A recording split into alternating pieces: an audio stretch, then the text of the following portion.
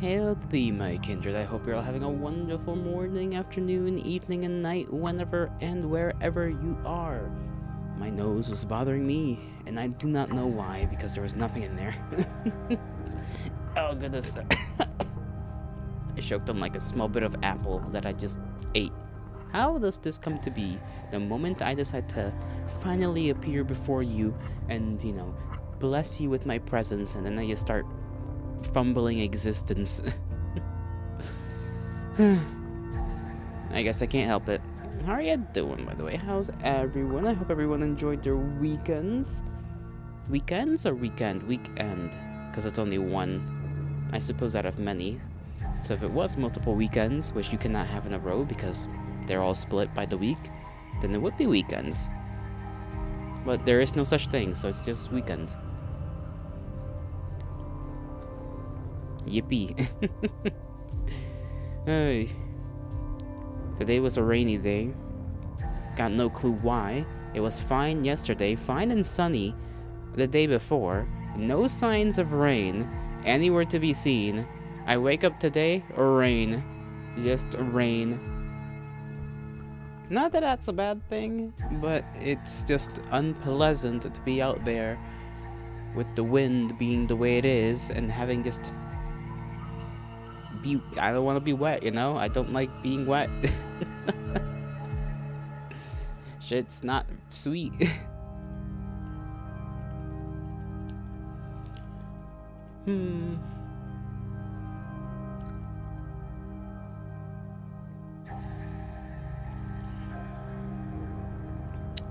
What else?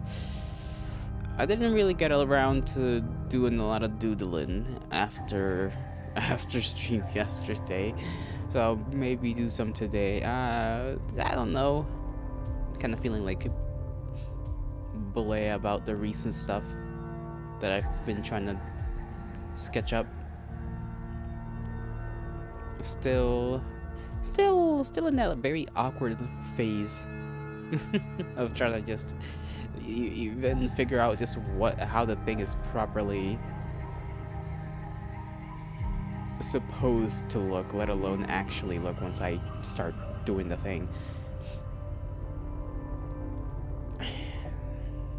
I did almost sleep away the day today, in the sense that I woke up and then I remained laid down for a little bit, and 20 minutes have happened in the snap of a finger. Max, how are you doing, Max?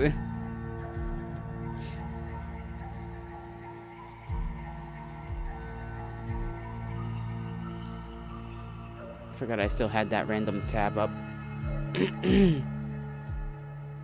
Peak amnesia. You cannot have peak amnesia because you wouldn't even remember what the first wave of amnesia was because you have amnesia.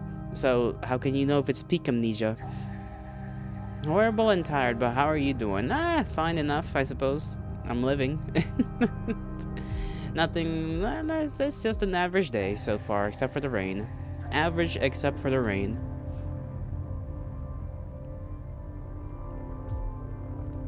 I got some like bits of apple stuck between my teeth. That's gonna bother me until I just floss at some point today, I guess.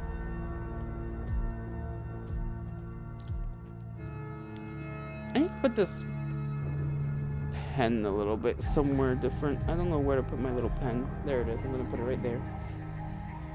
I got a new chapstick because the other one ran out. Play butterfly affection. No. I will not just do what is demanded of me without a pretty please and a lot of begging. I will stand my ground. I'm not gonna get pushed around anymore. I'm just joking. I'll look into it. Nah, better not. Then why would you say so?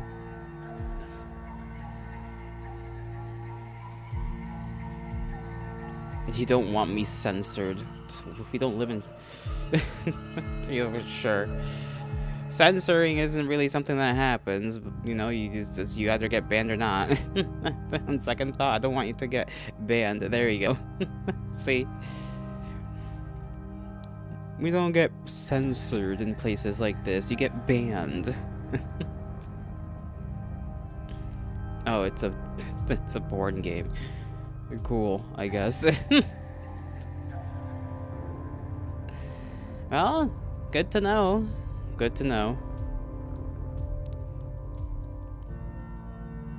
What was I talking about earlier? You kinda made me lose my thought. Made me lose my thought. Oh well, I guess the conversation piece wasn't that important if I already forgot.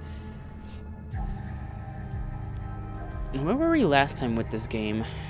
I believe our character had found one lad, and we went back to the market. I believe we literally ended up like just at the market eating some like, I don't know, kebabs or something. Our characters were eating something. And then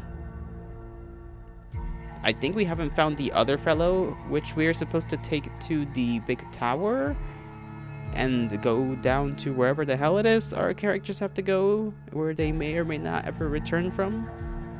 They're most likely never going to return from there, let's be honest. This shit does not seem like a returnable journey by any means, except for the people that do return, but they're all just kind of crazy and mumbling and whatnot. That's all I remember. Oh, also the weird flashbacks about that their character had, where we were, you know, in a more normal, I guess, I don't know if it's a more normal time or a more normal place. It didn't really seem to give us much clue about either scenario. So we're kind of stuck guessing whether those flashbacks are flashbacks or whether they're some kind of look into like a different reality or a different version of the place we're in. It's really just up in the air. It's fucking weird, okay? That's all I know.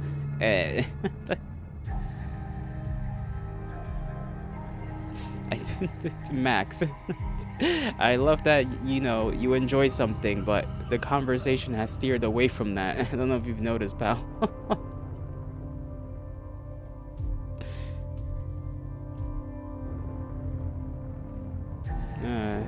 Alright. Back to this little bit. I forgot whether I have to... I'll probably squish myself in the corner a little bit. There we go. Keep myself right there.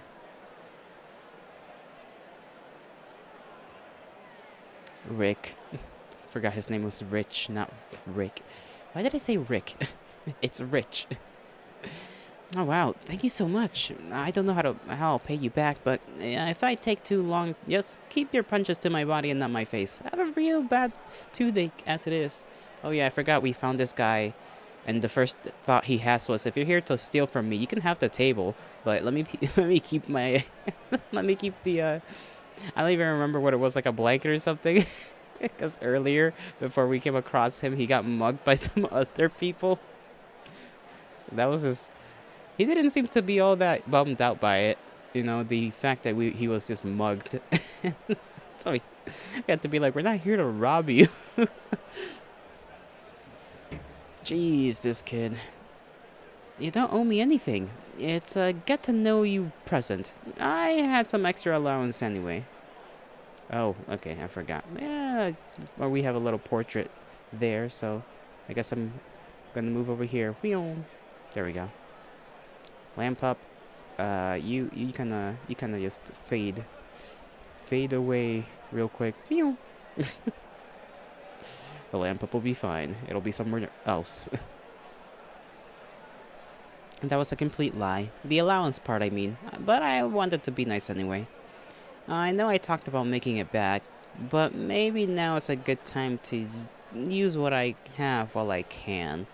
True, because we're probably never gonna come back. I look at Rich. He's eating as if he hasn't eaten in days. Really hungry, huh? I was starving. I almost never get to have a rat like this. What do you do for your allowance? He rips a big hunk of meat off the skewer. He talks fast while he chews. It's difficult to understand him. I'm a trash sorter. They hand me a big bags of trash and I sort through them for good stuff. The pay is terrible. It's like it's impossible for him to speak with a negative inflection.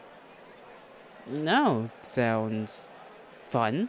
I'm guessing you don't get to keep any? I get 3 cans of food a month, and all the sodas, can tabs I could want. I don't really know what to do with them, but I have them. I keep them in big coffee cans. I wasn't supposed to take the coffee cans, though, so don't tell anyone. Ooh, little thief over here. I like to pretend they're coins, though. I shake them sometimes and imagine that I have lots of money, that I could buy anything I want. There's actually lots of furniture at my place, but you can't see it because I got it in my in the imagination store. That's adorably childish, but kind of sad. You don't say, Lizzie. Brother has an imaginative room with imaginative furniture and his coffee can of imagined money. Man's living the life, I guess. So, you're absolutely sure you don't know anyone named Pucks? Nope, not at all. I'm extremely positive. Why does he still sound so proud when he says that? So we don't have any leads. Who else could we ask? What is it, Rich? Did you hear something? Huh? Oh, the drone.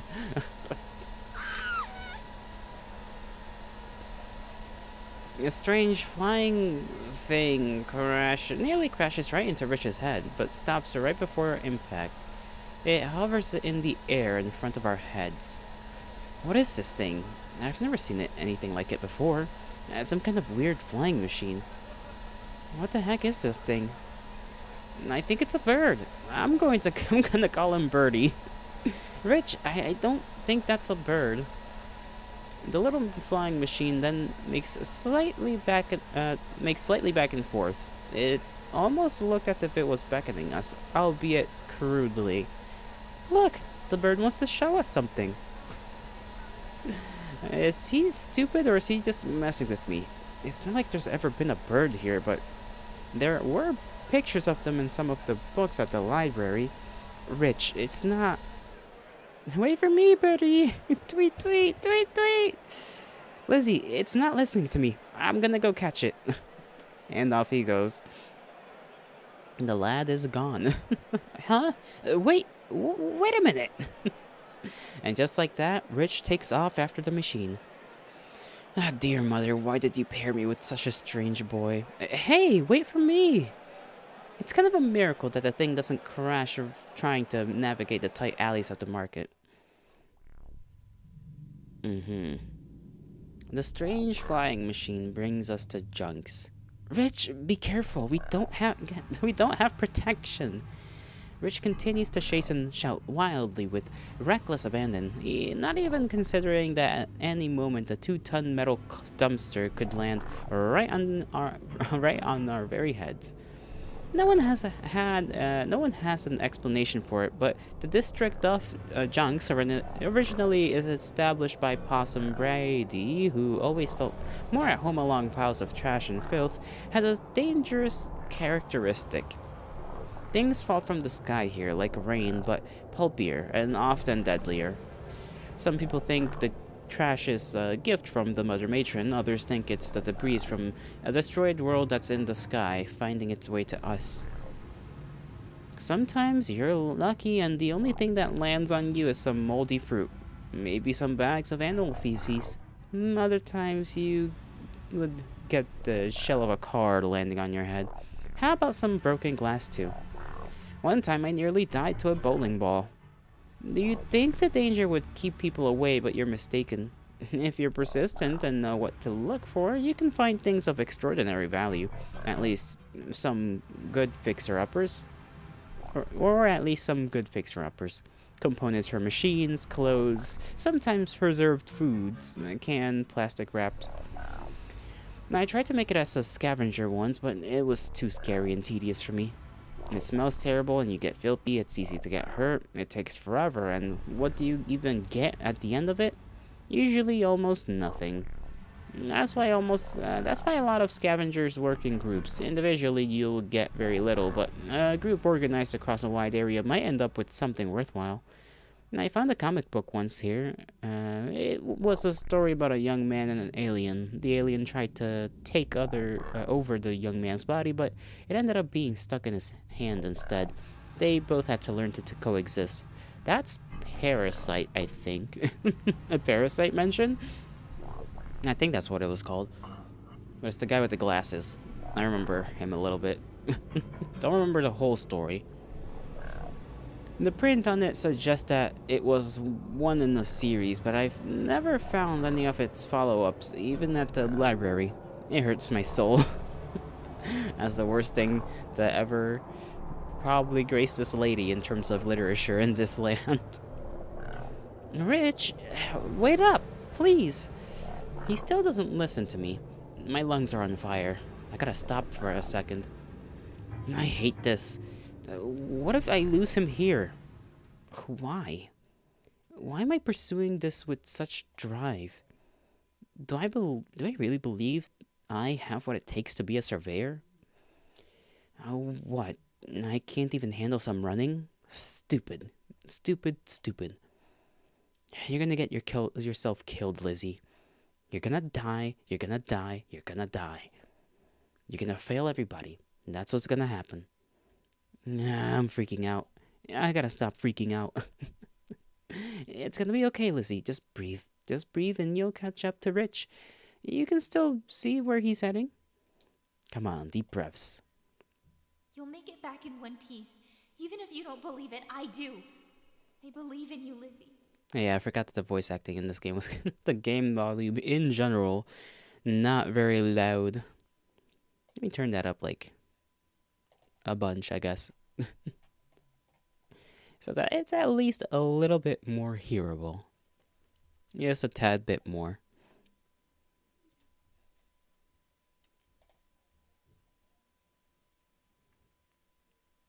I can't leave you alone. Why not? What am I gonna do if you leave me alone? I'm not gonna explode if you look away. Probably.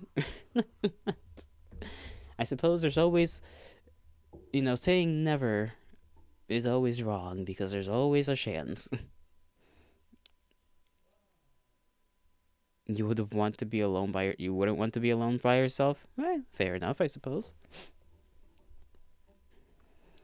You'll make it back in one piece. Even if you don't believe it, I do. I believe in you, Lizzie. That's Katie, which was one of the neighbors that Lizzie had. For what it's worth, if anyone was to ever make it back, I think it would be someone like you. Janie's the other one. The the bit of a pessimist. The little emo gal. What was I doing? I can't lose myself. I have to keep strong. I'm scared beyond belief, but just lying down to die isn't how I want to go. Running away isn't the answer. I have friends that believe me. I have a duty. I have to help the collective. Whatever that ends up meaning, it's clearly important. I look up. Rich is far away, but I can still see him. I start sprinting now. I think I can catch up. She thinks. She doesn't know. She thinks she can catch up. Rich is out here just going after that damn drone. If you ever want something, you have to give so you can one day maybe become someone. Yes. Wise words. Even if a little jarbled. I think, unless I just misread the hell out of that, my brain would be capable of that, wouldn't it? I slap my cheeks, scan the sky for any garbage rain, and take off after him.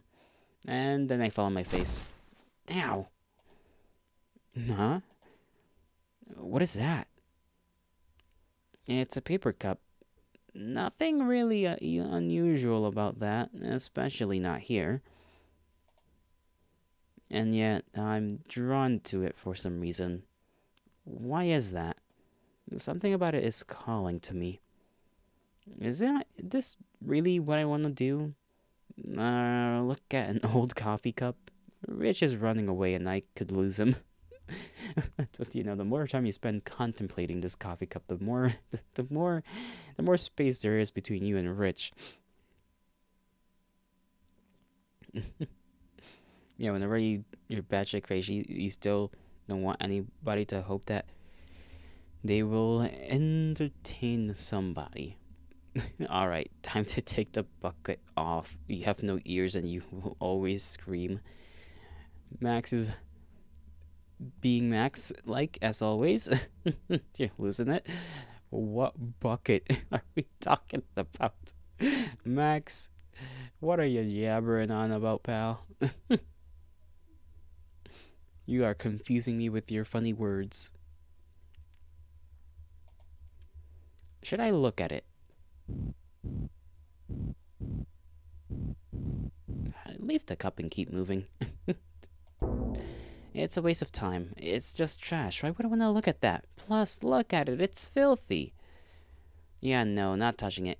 I keep running and follow after Rich. I felt like I wasn't gonna manage it, but I catch up to Rich in the flying machine. His building looked remarkably better than the other structures in Junks. It definitely had some repairs done, but it looks like a half-decent place to live. It seems like it'd be roomy. Oh, wow, we went pretty far. I wonder why Birdie brought us here. The little machine makes a beep, then proceeds to fly away. It disappears inside one of the open windows on the top floor. Nah, Birdie's gone. You know what? I'm just gonna let him keep thinking it's a bird. I think it wants us to go inside, maybe? I think so too. Let's go. Oh wow, looks like a bomb went off in here. There's stuff all over the place. Now this is a Junk's house. What a mess. What is this place? It's my house. Okay, somebody sounds very grumpy. A tall boy with a grumpy face and a black metal helmet walks in. He's holding the strange flying machine from earlier. Birdie! Oh my gosh, Birdie? What did you do to Birdie? What the hell are you... I was so confused by Richard's reaction. It's like, what the hell are you? Sorry, don't mind him. He means that thing you're holding. Oh, you mean the drone. You mean the drone. It ain't a bird, moron. These two are gonna be quite the pair. Have you watched, is that even a name? You think you spelled that wrong? I think you spelled it wrong too.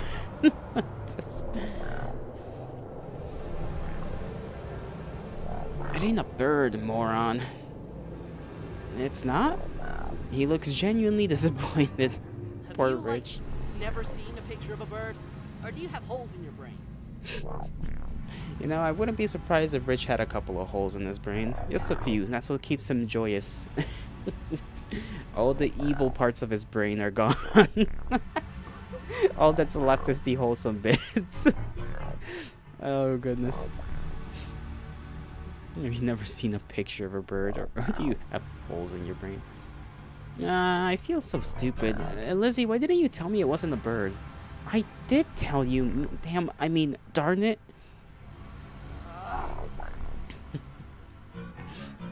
Don't have time for this shit. You said your name was Lizzie, right? That means the kid with the detuned radio for a brain is Rich, I assume.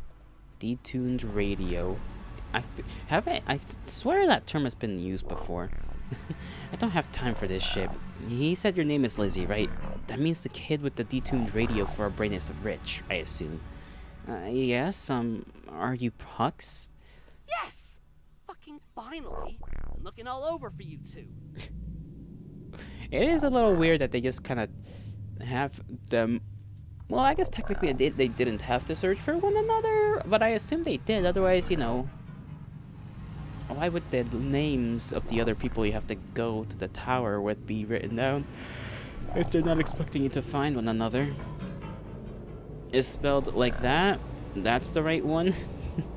Well, I can tell you that no, I have not seen such a show because I feel like I would remember such a strange name.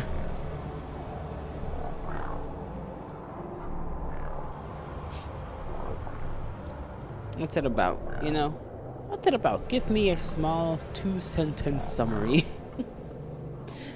Which is a rough limitation, but with limitation comes innovation.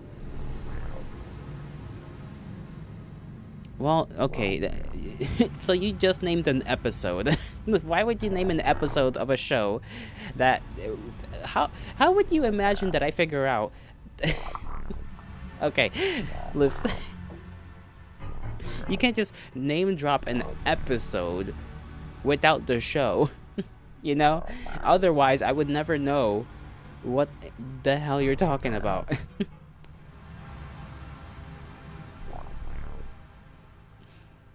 You don't have a mouth and you must scream? Good on ya, I suppose. Everybody knows. No, they don't! Clearly not.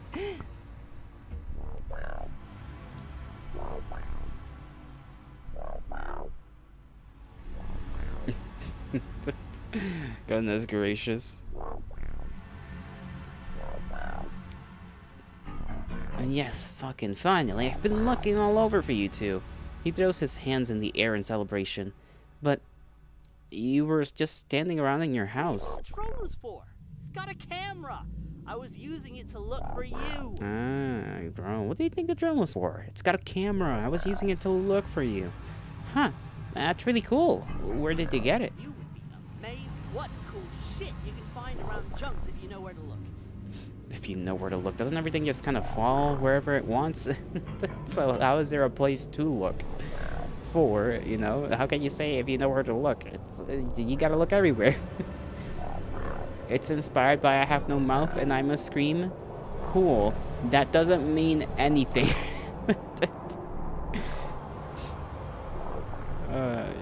It's like you insist on something, Max, but like, what does that have to do with what we are talking about?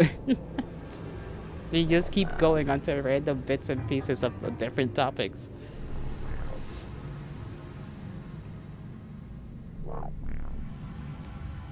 You would be amazed at that. Well, oh my god, you would be amazed at what cool shit you can find around junks if you know where to look. Machine parts and electrical components lying beneath the garbage, just waiting to be put to use. This guy seems to be having a bit of a thing for knickknacks and whatnot. A little engineer maybe, of sorts. Machine parts and electrical components lying beneath the garbage, just waiting to be put to use. There's a glint in his eyes as he talks about it. This kind of thing really makes him happy, I think. He must really love tinkering with things. I think it's kind of cool. Wow, amazing. So is that the camera on the front? He nods proudly while tapping the bulbous camera orb. Whoa, but how can you see what it sees? It has a UHF transmitter on the rear of the chassis. It can beam a signal back to the antenna on my portable TV. It has a UHF transmitter on the rear end of the chassis, beams a signal back to the antenna on the portable TV. Maybe it's like a little laptop type thing. Whoa, I didn't understand any of that. It's amazing you could see us with it, though. How did you know what we'd look like, though? We're all strangers. Yeah. Yeah, I didn't. Oh, so was he even actually looking for us? Then when the drone found us? So you just found us by accident? Yeah. I mean, that makes sense. I don't think he was actually looking for us. You were just having fun flying it, weren't you? For a moment, he looks like he's about to explode. Anyways, we have to get going, don't we? Gotta do what Mother says, right? Even if it's sending us to a fucking grave. Yep, gotta do what Mother says, right? Even if it is sending us to a fucking grave. I'll be back in 5 minutes. Just gotta grab my box of tools and shit. I'll be back in 5 minutes. Just gotta grab my box of tools and shit. The way they got him acting. Gotta grab my box of tools and shit. Hell yeah. He stops suddenly as he walks past us. Pucks his nose scrunching and he coughs. He waves the air, trying to waft an awful scent away. His eyes dart between me and Rich, attempting to find the culprit. The meat in my pocket oozes in embarrassment. I keep my mouth shut. We still have that thing? Oh my god. Good luck finding somebody. You have to hunt down your kitty. Go hunt down your kitty then. We have to get back to the tower eventually. Well, not back, because we've never been there. We gotta get to the tower and then go to our very deadly place, I assume. Puck simply shakes his head and leaves the room. We should probably get going. Man, this game, I still get kind of confused as to when is the game just gonna, do a bit of voice acting versus when is it not? I may as well kind of just make sure. Is there even a setting for the voice itself? Yeah, I could just turn off the voices and then just read it myself since I'm gonna be reading it anyway, so let me do that. We should probably get going. Yeah, we should.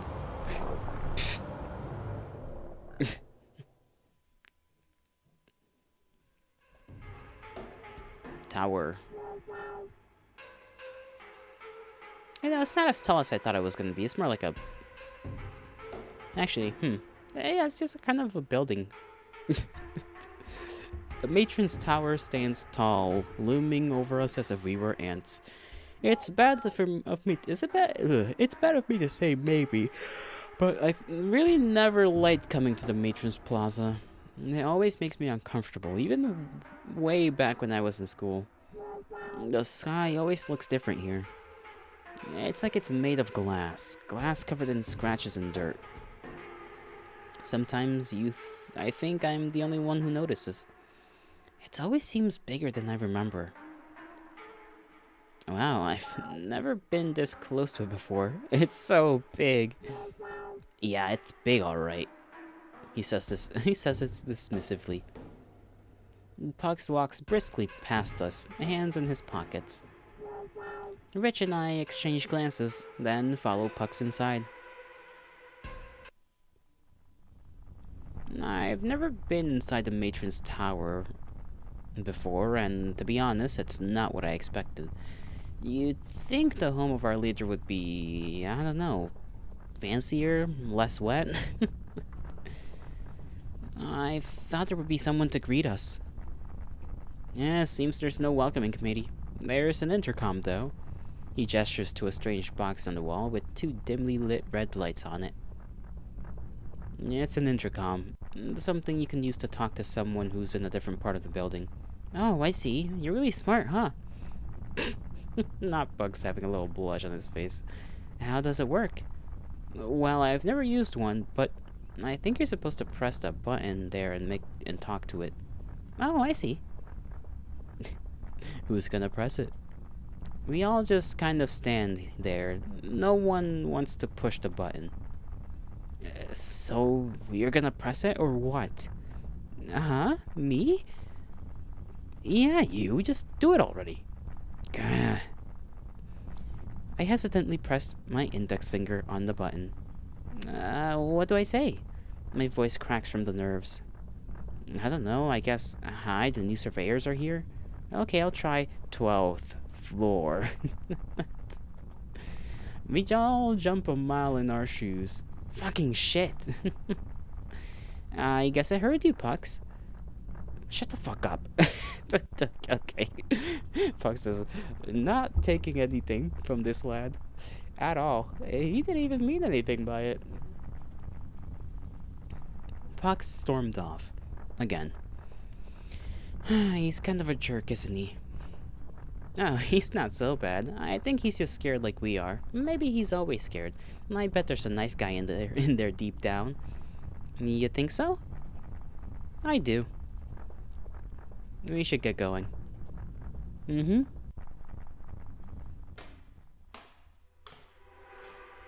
It's an exhausting climb. I don't know why I'd paused there. It's an exhausting climb. At some points it feels like the stairs are one bad step away from falling into pieces. I grip the railing so hard as I can the whole way up. I feel like I'm gonna die the entire time, but miraculously find ourselves on the 12th floor. The landing leads us to a narrow hallway with a door at the end. It feels muggy. There's a weird rancid undercurrent in the air that my nose doesn't like. The hall terminates in an aged door with fogged glass. Is the Mother Matron through there? It's really hitting me now. I'm actually gonna get to meet her, the Mother Matron. She hasn't been seen by anyone alive in so long. I'm going to see the most important person in the world.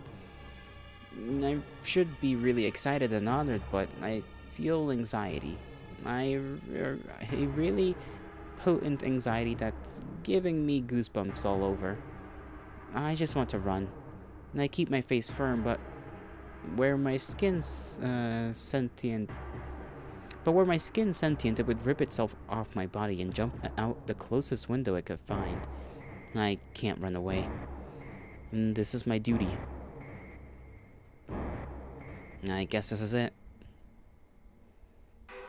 Are you sure? Why would Mommy live in such a creepy place? We're in the big tower. It seems like the top floor. Where else could she be? Yeah, you're right. Well, it's nice of you to volunteer to go first, Pucks. You're such a great guy. What the fuck? What the fuck? You know I don't. Do you have to be so loud? Jeez, I'll do it myself if it makes you relax. I volunteered so confidently just to get them to shut up, but the instant it left my lips, I feel regret. I was totally gonna do it, but fine, if you insist. You're the coolest, Lizzie. Thanks. And I step closer.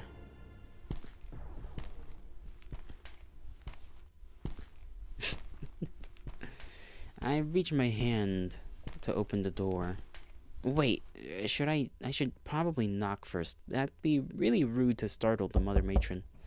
I knock. Hello?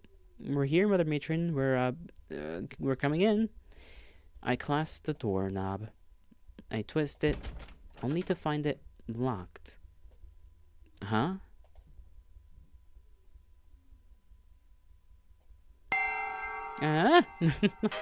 Oh my god. Big person or something. I don't know. Silence hangs heavy in the hall. Are you the Mother Matron?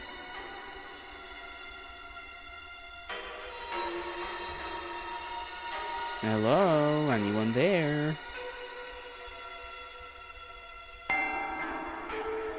This is so uncomfortable. I agree. Just some person behind the door silent. You know, they tell you to come to the 12th floor. You go all the way up there. This building is all kinds of just messed up.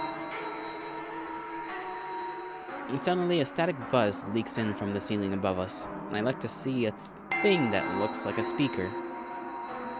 A warm and tender voice laced with static drips through the perforated disc on the ceiling. Yes, my darlings, your Mother Matron is here. You are all ready to do what I ask of you, yes? We're here, aren't we? Is this gonna take long? I'll elect to ignore your impudent tone, Pugs, for now. So, do you want to come out? Do you want us to come in? No, my children. I'm unable to leave this chamber. I have kept this a secret so as to prevent a panic, but your Mother Matron is very sick. A raspy cough erupts through the speakers. Alas, I must remain secluded. Pugs mutters under his breath. How convenient. You don't even have to look us in the eye before sending us to our doom. Pugs! Do you have something to say, Punxsutawney? That's a fucking name. No, nothing at all. Because of my illness, I am unable to carry out the grand mission of the collective, which is what you have been called here for, my children. Grand mission? What's the grand mission? We seek the womb of paradise, my beloved. It is no secret that the life in the boarding is difficult. I have tried my hardest to make it as wonderful as possible for you all, but there's only so much that can be done. I dream of a future where we can leave the boarding and travel to a place of peace and love and kindness. And that is what the womb of paradise is, my dears. It is your real home, where you all belong, and it lies in the depths of the crepuscule. So that's what the surveyors are meant to do? Search for the womb of the paradise in the crepuscule? What a mouthful. Yes, the honorable surveyors are to carry on the mission of seeking the womb of... Yeah. Search for the MacGuffin in the creepy dark tunnel, we get it. How will we know what it looks like, and what are we supposed to do once we find it? You are fortunate that I have patience. You will know it when you find it. It is a paradise beyond measure, impossibly resplendent and inviting. A place where all your troubles will melt away like ice. Once you find it, should you succeed in doing so, you are to return to the boarding so that you may guide your siblings on the great journey. Am I understood? Any questions? I have one, Mommy. Why haven't we heard about this grand mission before? Why not have everyone looking for it? I would have been right by your side the whole time searching if possible. Rich, my boy, the womb of paradise lies in the dangerous depths below. We're only going there because it has to become necessary. Were I not in a state of unwellness, I'd make the journey myself. I do not want to compel my children to delve into the darkness unless I have to. I see. You're so loving, Mommy. Pucks groans loudly. Oh, jeez. I have a question, too. Is there anything you can give us to help us succeed? Near the shaft leading to the crepuscule is a locker room filled with various items. You're free to take anything from there that might be of use. As far as advice, all I can offer is to never give up hope. Keep seeking paradise even when it feels impossibly out of reach. I have a question too, Mother. The word mother leaves his lips like a loogie. Why would you pick us? Out of all the kids you could have picked, why us specifically? Why did you send my friends down there to die too? Suddenly, coughing erupts again, more intense than before. I must rest now, my dears. Please hurry. I do not know how much longer I have left for this world. I must bring you the paradise before I depart this mortal coil. Be vigilant. I love you. And she's gone.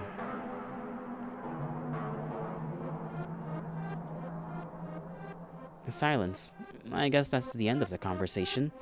Pucks glares towards the Mother Matron's receding shadow. I tap him on the shoulder gently. I guess she left. Are you okay? Do you want to talk about it? He continues to glare for a moment, but finally turned away. Let's go already. Pucks. Rich and I looked at each other. We don't know what to say to each other, but I think we both, I think we both are feeling the same thing. I smile at Rich and follow after Pucks. Okay, so Pucks had buddies who had been sent down as well.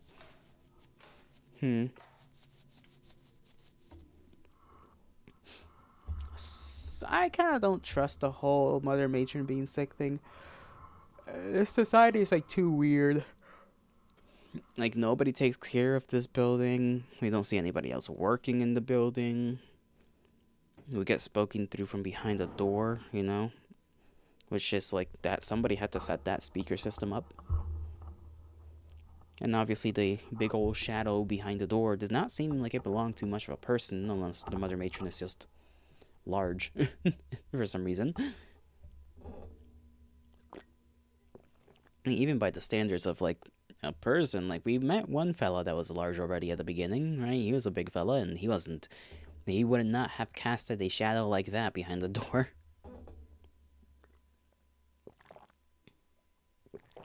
Or I suppose a silhouette rather. Let's see, anything new in the book? I forgot about these like little sketches. Meeting we got a sketch for Marissa. Possibly the strangest vendor in the market. Weirdest I've met, at least. Might even be the weirdest person I've met. Full stop. She trades in questionable meats of unknown origin and information. I'm not exactly sure how she gets her info, but something about her does seem to draw you in. Her strangeness paired with extreme enthusiasm is kind of disarming. I can't tell if that's because she's endearing or kind of frightening. I feel a bit of a mix of both when I speak to her. Understandable. We got the Mother Matron, right? I still like this portrait. It's like very, very nice, very good. We got Lizzie. We got Pucks there as well, and I think Rich. Yeah, Pucks and Rich are new to this. So that's like all of the info in this journal that we're gonna get. A gruff and unpleasant boy. He lives in Junks, which is frankly insane. You're so likely to get your head bashed in by something falling from the sky, but I guess that's why he wears a helmet and such thick clothes. He's obsessed with making things. His workshop is full of gadgets and gizmos, hunks of wood and metal stapled, screwed, and glued together in a manner that seems incomprehensible to me. He seems to like he prefers to solve problems with as little human interaction as possible. That seems pretty lonely. I suppose so, but hey, you know. I feel like he would make some money if he actually decided to interact with the rest of society. You know, he'd probably be in a better position and whatnot.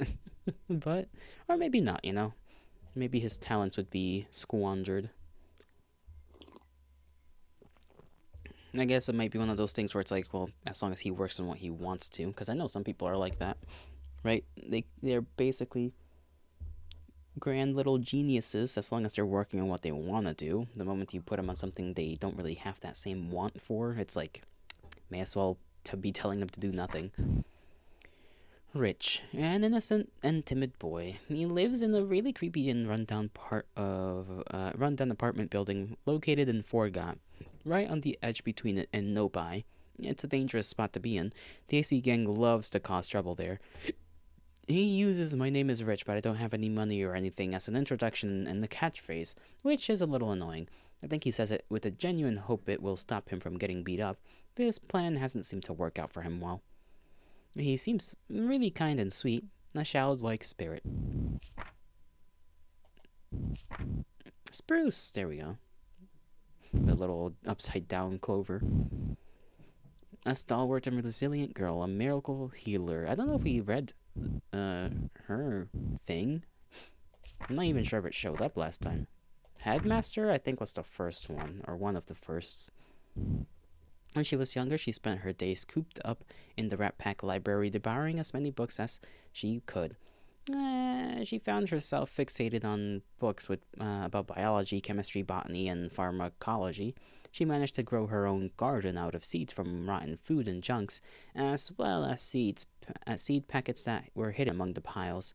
She creates her own medicine and practices first aid, saving many lives among the collective. Initially, she had a reputation as a quack butcher, but over time managed to build a strong foundation of trust. To many, she seems like a natural healer. She became the unofficial mayor of Fort God because of this. She didn't believe she was suited for the role, but found confidence over time. She tries to use her influence for good, overseeing a humanitarian group she calls her Clovers. They work hard to help the destitute and provide urgent medical attention to those that need it. She's always really wanted me to join, but it's way too much for me to handle. And sewing warm clothes for people is just fine for me. It's so goofy, goofy, crazy gal right there.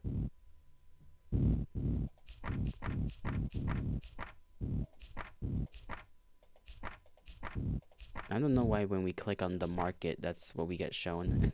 Not text, but a picture. I guess that's like self-explanatory. It's the market. It's where things are sold.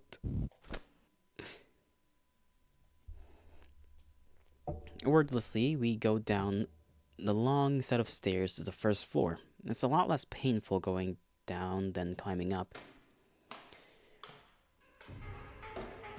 The locker room itself sits in a hall to the side of the stairs. The place looks absolutely terrible. Yeesh, it smells horrible. No kidding. You'd think they'd take better care of the place. Fucking putrid. Doesn't even look like there's much here. And how many expeditions have been sent down here? Maybe it's just been picked clean after so many failures. Sure, but can't they put some scented candles or something at least? Carefully avoiding puddles and scummy tiles, Pogs stepped past Rich to the lockers. He began rooting through them. Oh, what do you see? Honestly, a bunch of crap. I think we can use some of it, though. Here. Pugs tosses a heavy crowbar at towards Rich and nearly bonks him on the head, which assuredly would have left a dent, but he dodges it out of the way. Ah, careful! And not my fault you weren't ready to catch it. Pugs rummages around some more. Yeah, this could work. Here, Lizzie, take this. Pugs gives me a large knife, but thankfully, he hands it to me instead of throwing it at me. Positive I would have lost an eye. Careful, it's not the sharpest thing, but you could still hurt yourself with it. I carefully run my thumb against the side of the blade. There's a little rust. The base of the blade is dull, but it slices the skin when I reach the tip. Doesn't draw blood. Now be careful with it. What are you taking? Pugs pulls out a large wooden baseball bat. He takes a few slow practice swings with it, getting comfortable with its weight. Oh man, the guy with the baseball helmet looking thing takes the baseball bat? Crazy. So one of us has a crowbar, you know. Rich, poor Rich, with his little, boyish mentality, has a crowbar. We get a knife, which, to be fair, it's something. Rusted, not sharp except at the tip, apparently. So we're just gonna have to stab with that thing rather than be able to cut anything. I need to remember that. I feel like that's something I should remember. That this thing is not gonna be able to do much cutting. Now I'm taking this slugger. It suits you. Do you play baseball? Nah, you're asking because of the helmet, huh? Honestly, I wear this just so I don't get domed and junks, but I did used to play. I had a couple of friends I used to play with, actually, but never mind. That's not important. I saw something in his eyes just then. It is important, isn't it, Pucks? I won't pry, though. I'll let him talk about it on his own if he wants to. Weapons are good, but what about tools? Food? I brought my own toolbox. For food, well... He lazily looks around. He sees something crumpled in the corner. A mostly empty bag of rainbow candies that is resting in the puddle. They got Skittles? Just a random bag of Skittles? He picks it up and shakes it at Rich. Some brown water sloshes out. Ew. Do you want it? No. Pucks. Just joking, lighten up. He tosses the candies back in the corner. If you needed food, you probably should have stocked up at the market. Rachel looks disappointed, but just Pucks nods and leads us on. Through the shower room was a room that is empty, save for one old hatch. I think this is it. I swallow hard and I can hear the light shattering of my teeth behind me. I can hear the shattering. Goddamn, I can't read. I can hear the light shattering of teeth behind me, probably coming from Rich. I look at them. We exchange nods. Then we open the hatch. Adventure awaits. That's definitely not a loud and annoying sound. Okay, good thing I can I thought I had to like wait it out until it went somewhere else. You know, showed the next scene. It's like, nah, you just gotta click, bro. Thank you, game. We find ourselves in a dark, freezing cold tunnel. It chills my skin and my soul.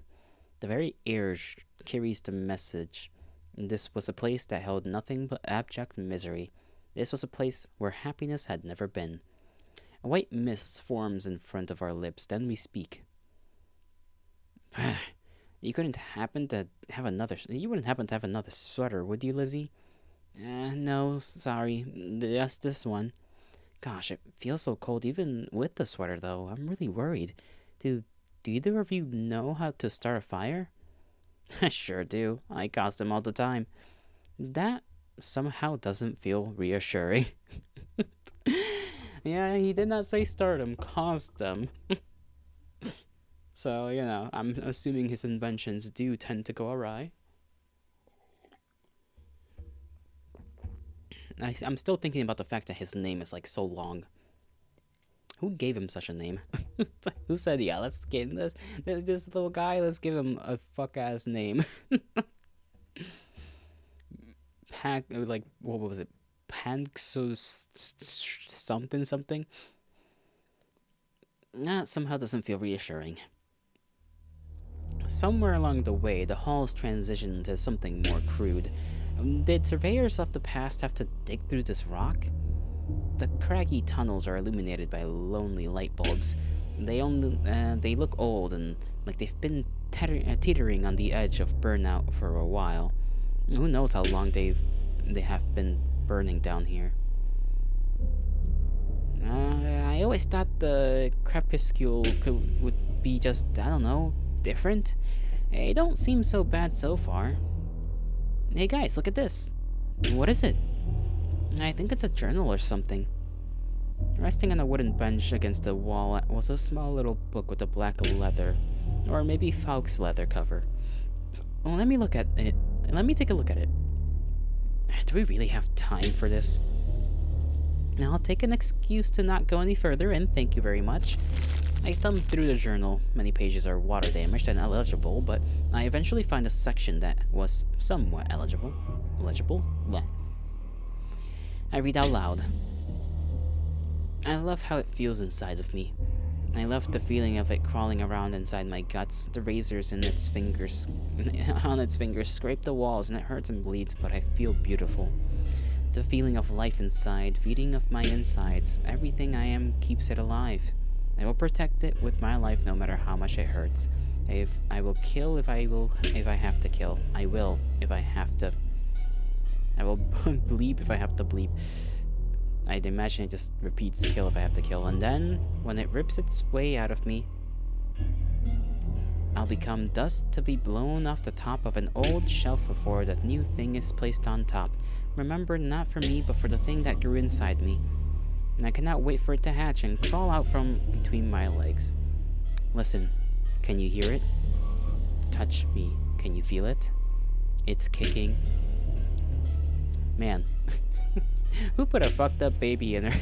And then I assume a lady, because who else is gonna have a baby of this variety, I suppose, that somehow crawls in her. Like I said, I'm making an assumption at this point. I mean, you know, it's a lot of words and things that are giving me a hint into what kind of story this is gonna be, what kind of tropes are gonna start hitting soon enough. The rest of the entry was illegible, and the writing stopped shortly after this point.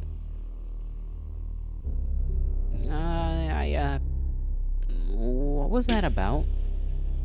Yeah, it sounded like it was written by someone with a few screws loose. I wouldn't read that deep into it. Probably a good call.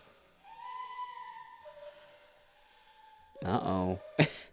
I don't like the idea that we're in a tunnel and we just hear heavy breathing of some lady.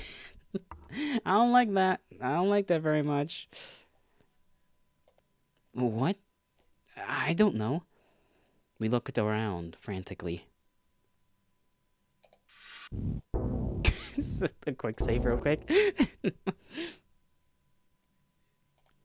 We couldn't see anything. Oh, jeez. Okay. What the fuck? I mean, freak is that thing? There, behind Rich, I saw... It's some kind of horrible lumbering tower of meat with glassy blue eyes that stare with cold hunger and malice. It rises in the distance, a living nightmare, something I can never unsee, something that can never unsee me. Gauging the creature's intent is difficult, but I think it's honed on Rich. If I don't do something, that freak is gonna do something to him. Rich looks frozen like a rat about to get speared. Wait, what?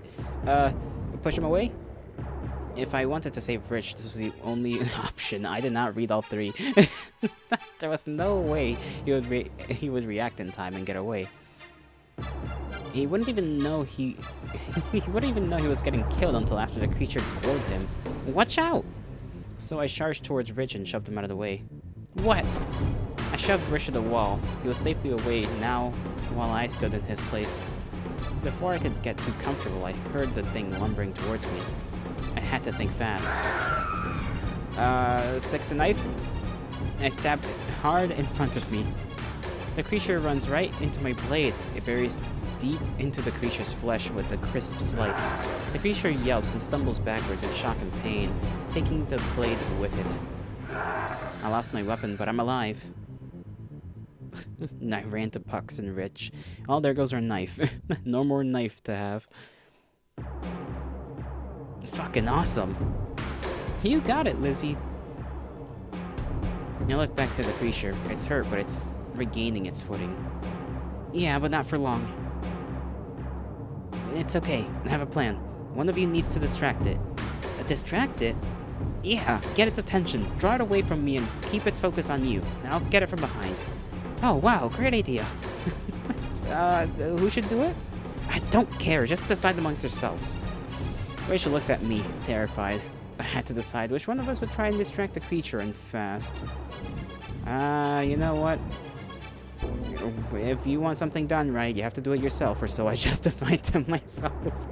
Listen, I love Rich and all, but I don't think the boy's ready for a quick time event. I'll do it. Be careful. I'll be fine. It seemed rather likely that I wouldn't be, but that was neither here nor there. I stepped to the side away from Pucks and Rich. It was up to me to lure the creature away. How should I distract it? Throw a rock across the tunnel? I decided to throw a rock down the tunnel. Maybe the noise would catch its attention? I looked to find a suitable stone and find something the size of a baseball. This would do. I threw the rock across the tunnel, the clashing of stone echoing across the tunnel. But the beast could not care less. Lissy, I don't think that worked. Suddenly it sprints towards Pucks. What should I do? Attack the monster with what? I don't got anything anymore. Just do it anyways. I failed to capture the beast's attention. I gotta try something else. I grabbed a sizable stone from the floor and charged towards the creature. In one smooth motion, I swung the rock as hard as I could at the back of the creature's head, I think? And it's had no effect. Huh? Ah! Pucks tries to swat the creature away, but it's futile. The creature dodged, then countered by ramming its sharp teeth into Pucks' chest. Well, he's dead as hell. Pugs! God damn it. I freeze in place. Pugs was as good as dead, and it was my fault. Pugs! I realized in that moment just how useless I was, how futile this whole journey would be. I fell to my knees, my face turned to stone. The beast could not have asked for a better surrender. Pain. An eruption of fire in my back that flares down the width of my torso. The accumulation of millions of tiny little pins pricking their way through my flesh. The crepuscule has claimed another. Whoops. Well, you know, good thing we saved.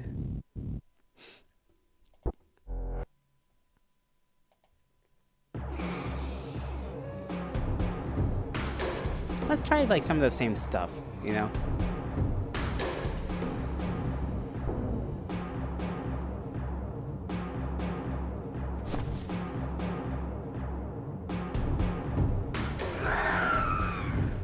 Right, take the knife, shank the creature. I'm gonna see if like throwing the meat will do anything. Maybe this whole line of tasks is not the move. Maybe I should have kept the knife, I don't know. But we'll see. We'll see how the meat distraction works.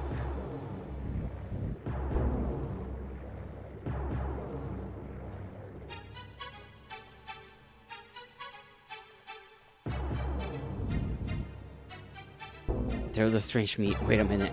I'm still walking around with that gross stinking meat in my pocket for some reason. I never thought I would be thankful to have meat grease on my fingers, but here we are. Hey, Bug Eyes! You hungry? I grasped the slimy mess and threw it out of my pocket. The creature's attention immediately left Pucks.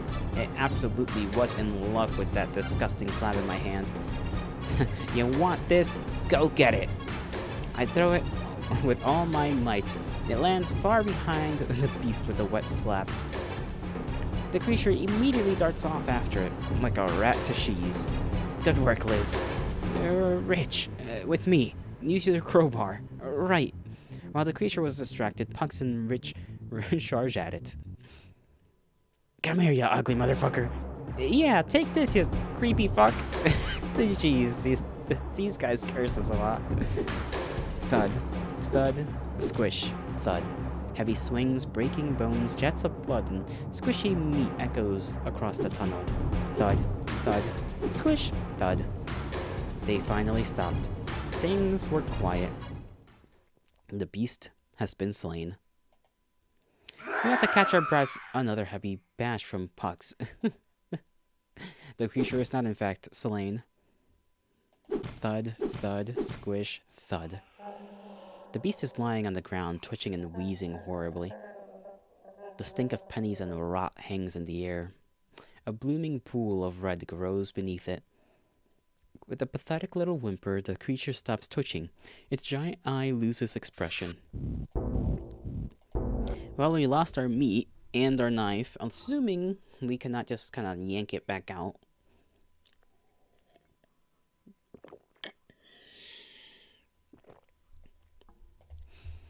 It sees nothing anymore except eternity. It is dead. Good. It's dead. Oh, thank God it's dead. Is everyone alright? Yeah, I'm alright. Liz? Yeah, I'm fine. I can't believe we made it all in one piece. Yeah, same here. This thing is awful. Oh, look at that. And I think the saliva is corrosive. What? Acidic. It melts things. Look. From the large tusk's teeth? Still not sure what to call them. Saliva drips into the growing pool of blood below. The blood bubbles and hisses with each drop of saliva. It's burning the blood. We should be careful. Don't touch any of that shit. You can say that again. I really need to catch my breath. Oh my God. This creature was not the first, and it would not be the last. More were coming, and we have to move now. Can we get a little... What's over here? That's new.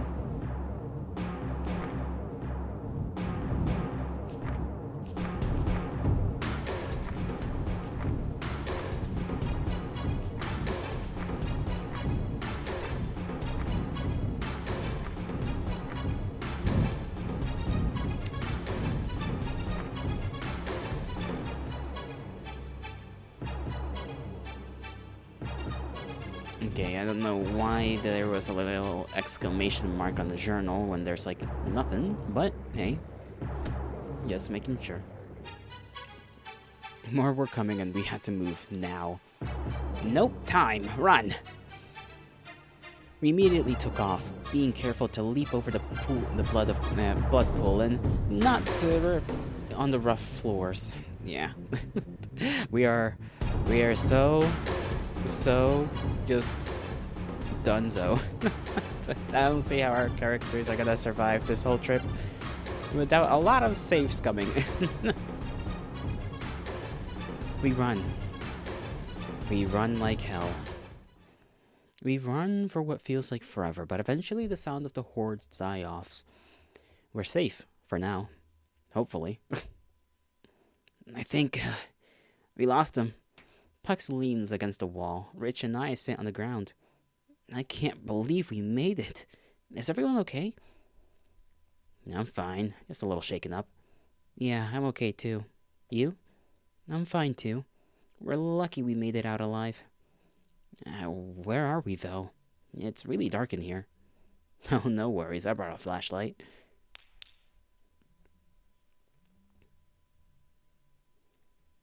Oh, wow. Thanks, Pucks. I love how reliable you are. Yeah, well, someone had to be prepared. Let's catch our breath in a second, then get going, yeah? We try not to linger too long. We walk for a long time. It goes straight for a while. It feels a little weird, honestly. Is there even an end to this? There'd be an easy explanation for why surveyors died down here. That'd be an easy explanation for why surveyors die down here. They just walk forever until their bodies give up. I wish I had better shoes. My feet hurt a lot. Yeah, should have got yourself some boots. I really shoulda. Maybe when Rich gets a curious look on his face. Say, what are you guys gonna do when we get back home? You really think we're gonna make it back? I don't know. But it feels good to think about it. Yeah, I bet if we find the Womb of Paradise, we'll get a really big reward. I'm gonna buy so many skewers. And boots. Candy. Maybe I'll get a place in Bricktown. That place sucks, dude. Way overrated. It's too expensive and cramped. I mean, of course you'd think that. You probably didn't have to pay anything for your place. Listen, Possum. Possum had the right idea back when he was alive. Get yourself some good headgear and learn how to build a good roof. Boom. You're right on top of all the good shit. Until something crashes into your house and crushes you to death. It hasn't happened yet. Besides, my place is pretty sturdy. It'd have to be something huge, I think. When I get back, I'm gonna get it even more decked out. I know a guy in the market that sells a hi-fi system and a tape player with some tapes. It's broken, he says, but I'm positive I can get it fixed. A hi-fi system? Yeah, it's a thing that plays music and can play it really loud. I want to get something like that in my workshop. I think it would help me work better. Ah, I understand. What about you, Lizzie? Me? I haven't thought much about it. I've been trying to keep positive, but it's hard. Hard to picture a future after all this. And I've always wanted to pet beetle. The beetle? Really? You're into weird bugs? They're not weird. They're cute and very cool, thank you very much. First I've ever heard someone describe them that way. What kind of beetle would you want as a pet? I think one of those ones with the giant mandibles like the stag beetle, or the big horn like the Hercules beetle. They just look so cool to me. Blue death feigning beetles are cute too. They have such a beautiful color. At least the pictures I've seen look beautiful. Have any of these kinds of beetles ever shown up in the boarding, or did you only read about them in the library? Those ones might not even be real. No, I haven't seen any before. Only ladybugs and skin beetles mostly. A girl can dream though, can't she? They don't really know how to respond to that, so we just continue walking in silence. I'm sure one will show up eventually, you know? Beetles seem like they'd be doing just fine, and well, maybe not because they eat fruits and whatnot, right? So maybe they wouldn't do so fine here, actually.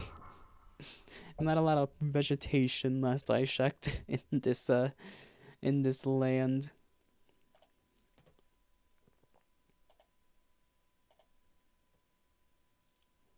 It finally turns into something different, seemingly a fork in the road. Oh, symbol. Huh? And look here. And look there, it's Mother's mark. It's red, just like Rich's apartment building. You're right. Who do you think left it? Past surveyors? Maybe they left it so they could find their way back? Or maybe it's good luck? I don't think, I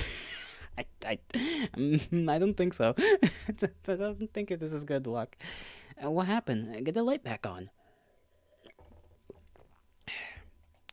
Come on, work, you stupid shit.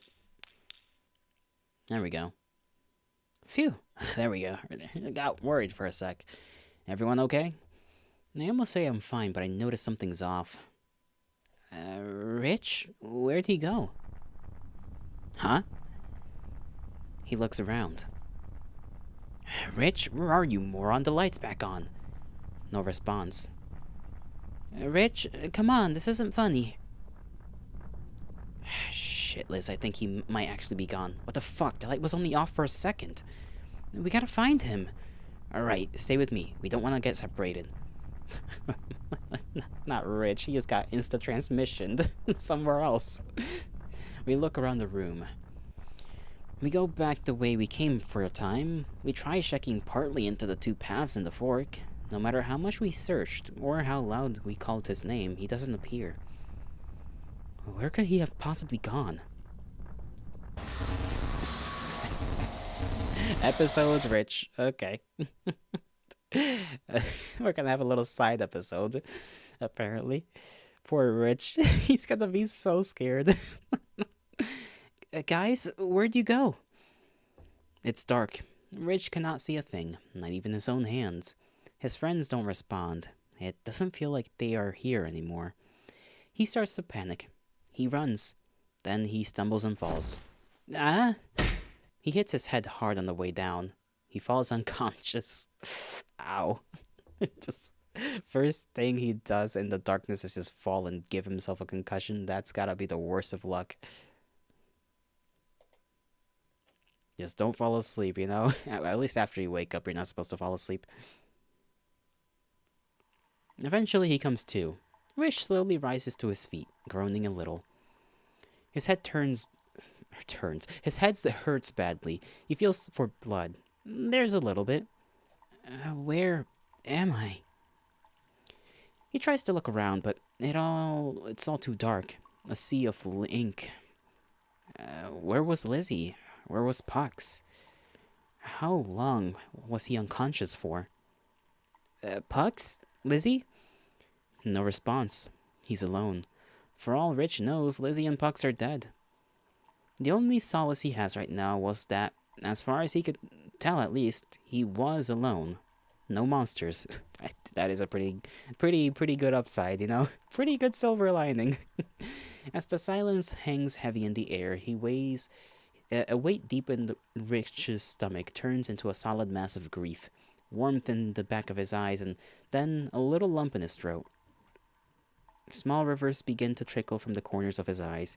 He tries not to cry, but then a dam breaks, and the lonely boy sobs messily for an inordinable amount of time. That's a big word. Nothing in his life had ever prepared him for something like this. For all the things he endured in the boarding, they were at least human threats. You can predict people. They had wants and desires that Rich could understand, make sense of the things that happened to him. Moreover, if something was to happen to him, someone would find out. Someone would know. Something about that mattered a lot to him. If he died on the streets above, somebody would find his body. Someone could recognize that he had, in fact, existed. Maybe someone would even make a marker for his corpse. Maybe he'd be so lucky to be added as another slash to a tally chart. It would at least be something. Here, though, he could feel in his bones that it was a place anathemic to life, and no one would ever find him down here. He could bleed out and die screaming and no one would ever know or care. I have to find a way out. With a small but bright flame of resolve in his heart, Rich wills himself forward. It takes him forever, He's taking small, tepid steps to avoid tripping and falling on his face again. Probably good, you know, it's probably a good idea considering he's just a klutz. I don't know how well his little head, you know, as empty as it is, can take on 2 concussions, you know? His eyes never adjust to the darkness. It feels like blindness if not for the very faint noisy haze of his hands. He walks for so long, but it never feels like progress. At first, he stepped quietly in the hopes that it would keep him safe from monsters. At some point, he decides that there were definitely no monsters to worry about, so he starts walking a normal speed. Let me do a little save just in case. There we go.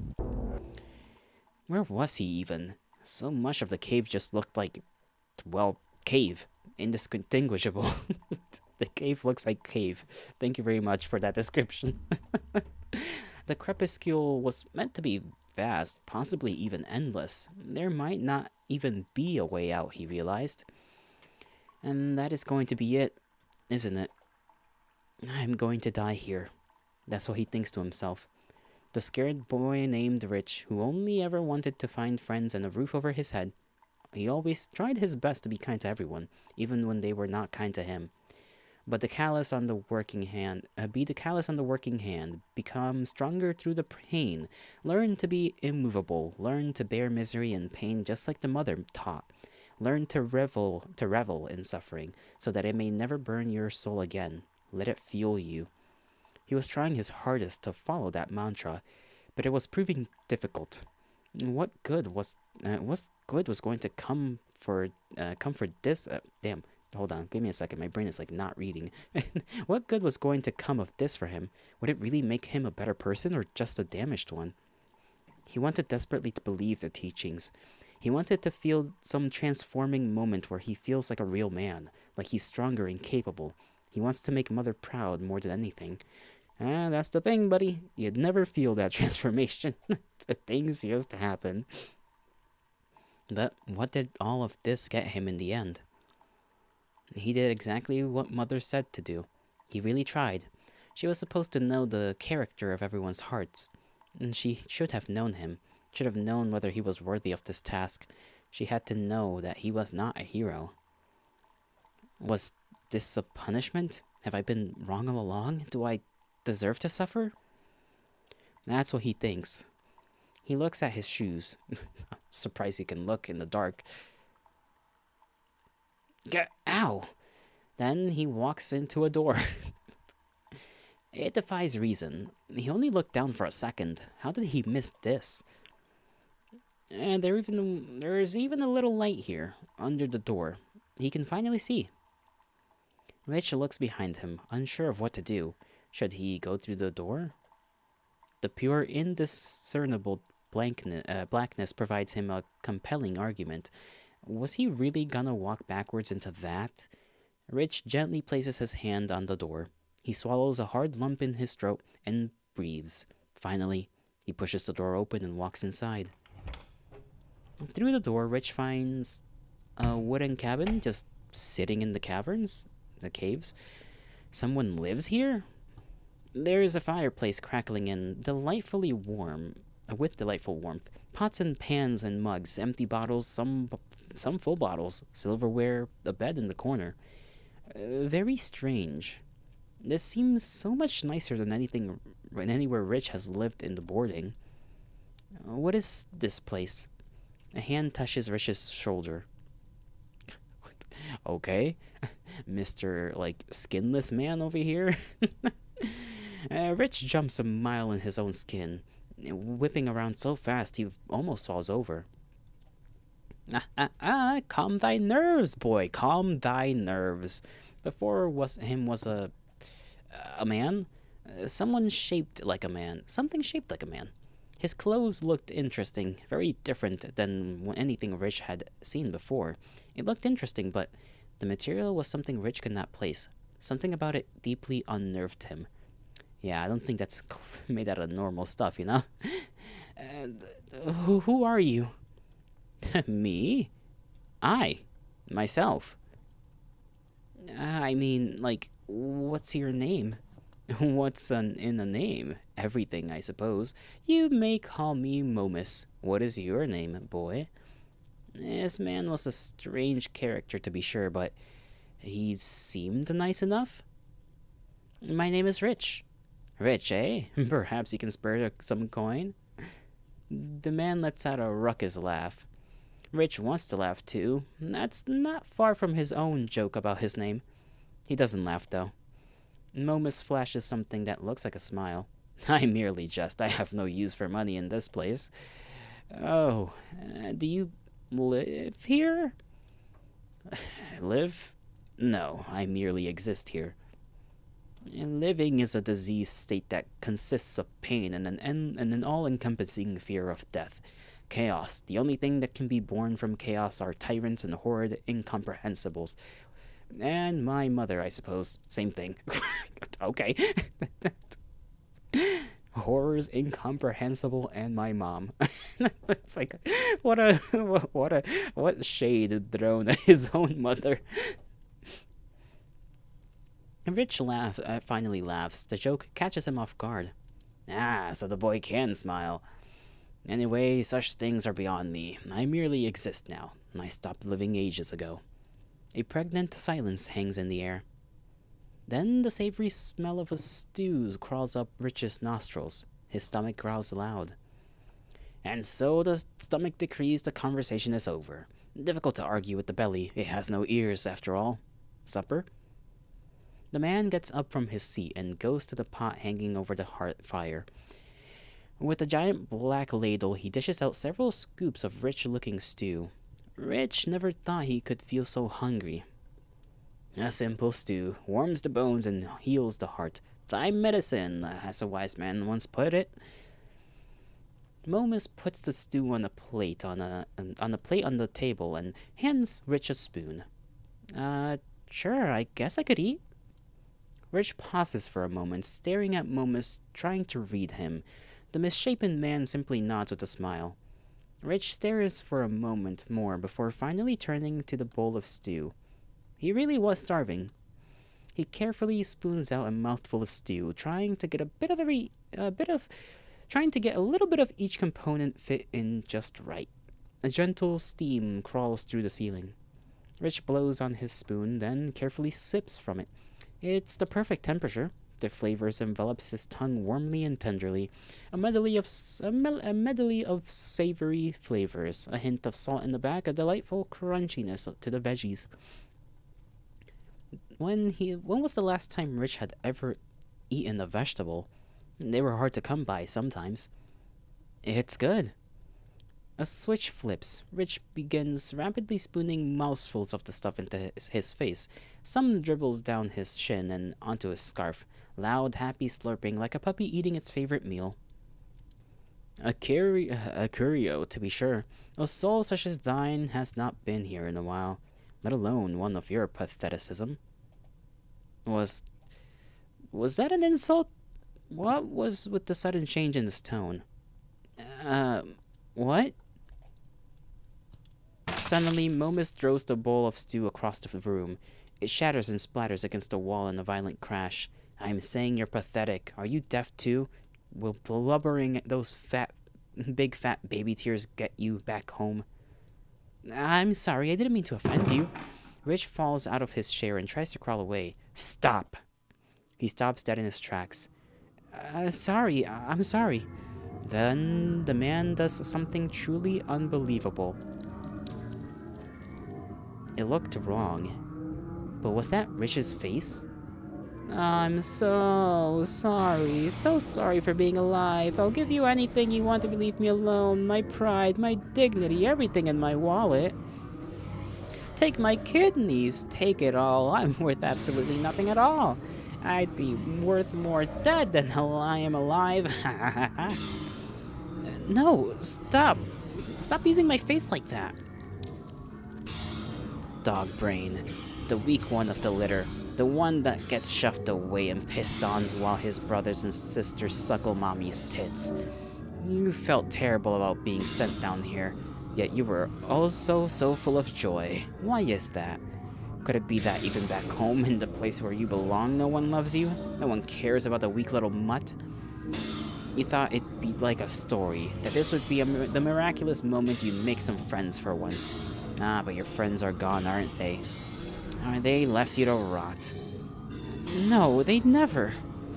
It reminds me of what people used to do back when I was a spry young one. Do you know what my people did with the weak puppies? We threw them away, left them for carrion. Although, Sister will want you. Sister is going to enjoy that delectable suffering inside you. Your eyes look scrumptious, though. I'll enjoy those. No! Get away from me! Rich runs to the exit, but the door is locked. He shakes the handle and bangs on the door. It's no use.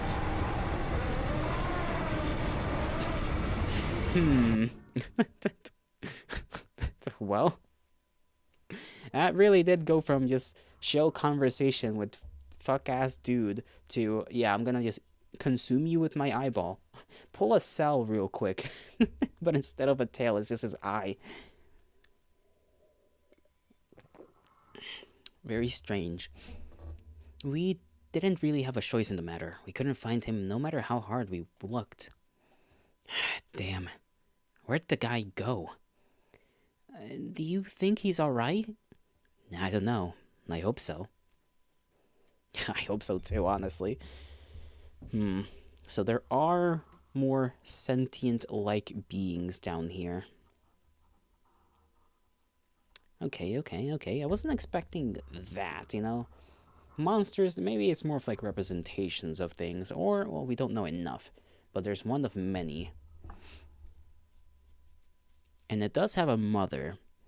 And I do kind of wonder whether it's Mother Matron, because Mother Matron could be a monster as well for all we know, because we don't get to see her, and the only silhouette of her we saw was like this kind of ball-shaped thing behind the door, so mayhaps.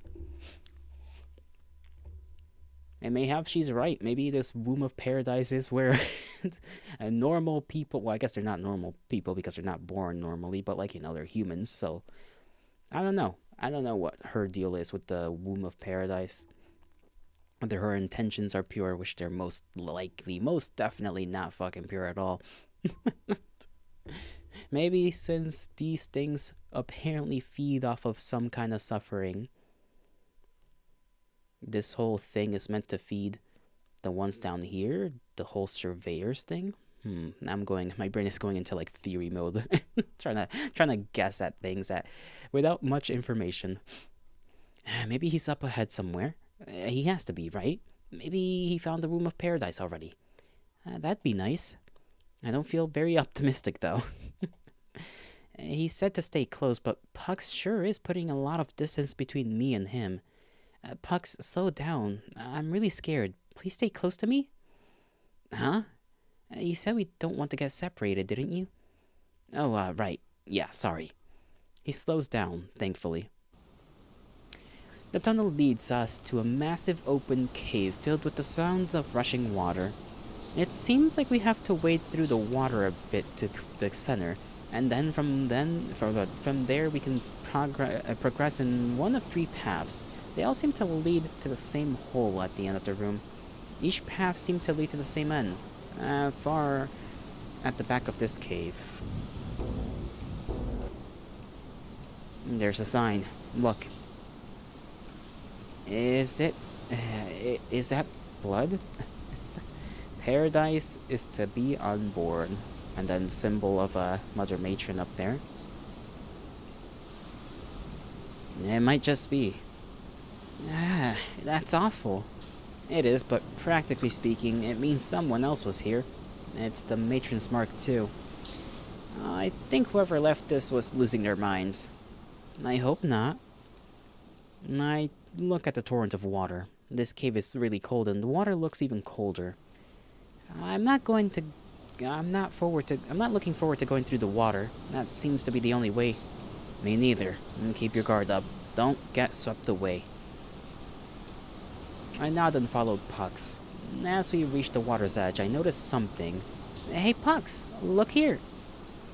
Pinned against a smaller rock near the edge is a book that With a thick cover soaking in the water, the binding is miraculously still intact, though many pages seem to have drifted off or broken down completely. I wonder what it is. If it's anything like the journal we found earlier, I don't think it'll be worth the time. You never know. We ought to take a look just in case. It's a waste of time. I picked it out of the water and let it drain a little. I have to handle the pages very delicately. They're eager to come off the binding with just a little too much force. After some pulling and peeling of damp pages, I find something legible. One must embark on the muting. The procedure can only be performed once, but it is by far the most intense and reliable way silence disobedient voice. But it is by far the most intense and reliable way to silence disobedient voices. Their stubborn spirits will die, and they'll finally be able to listen to Mother's words. You must procure several materials.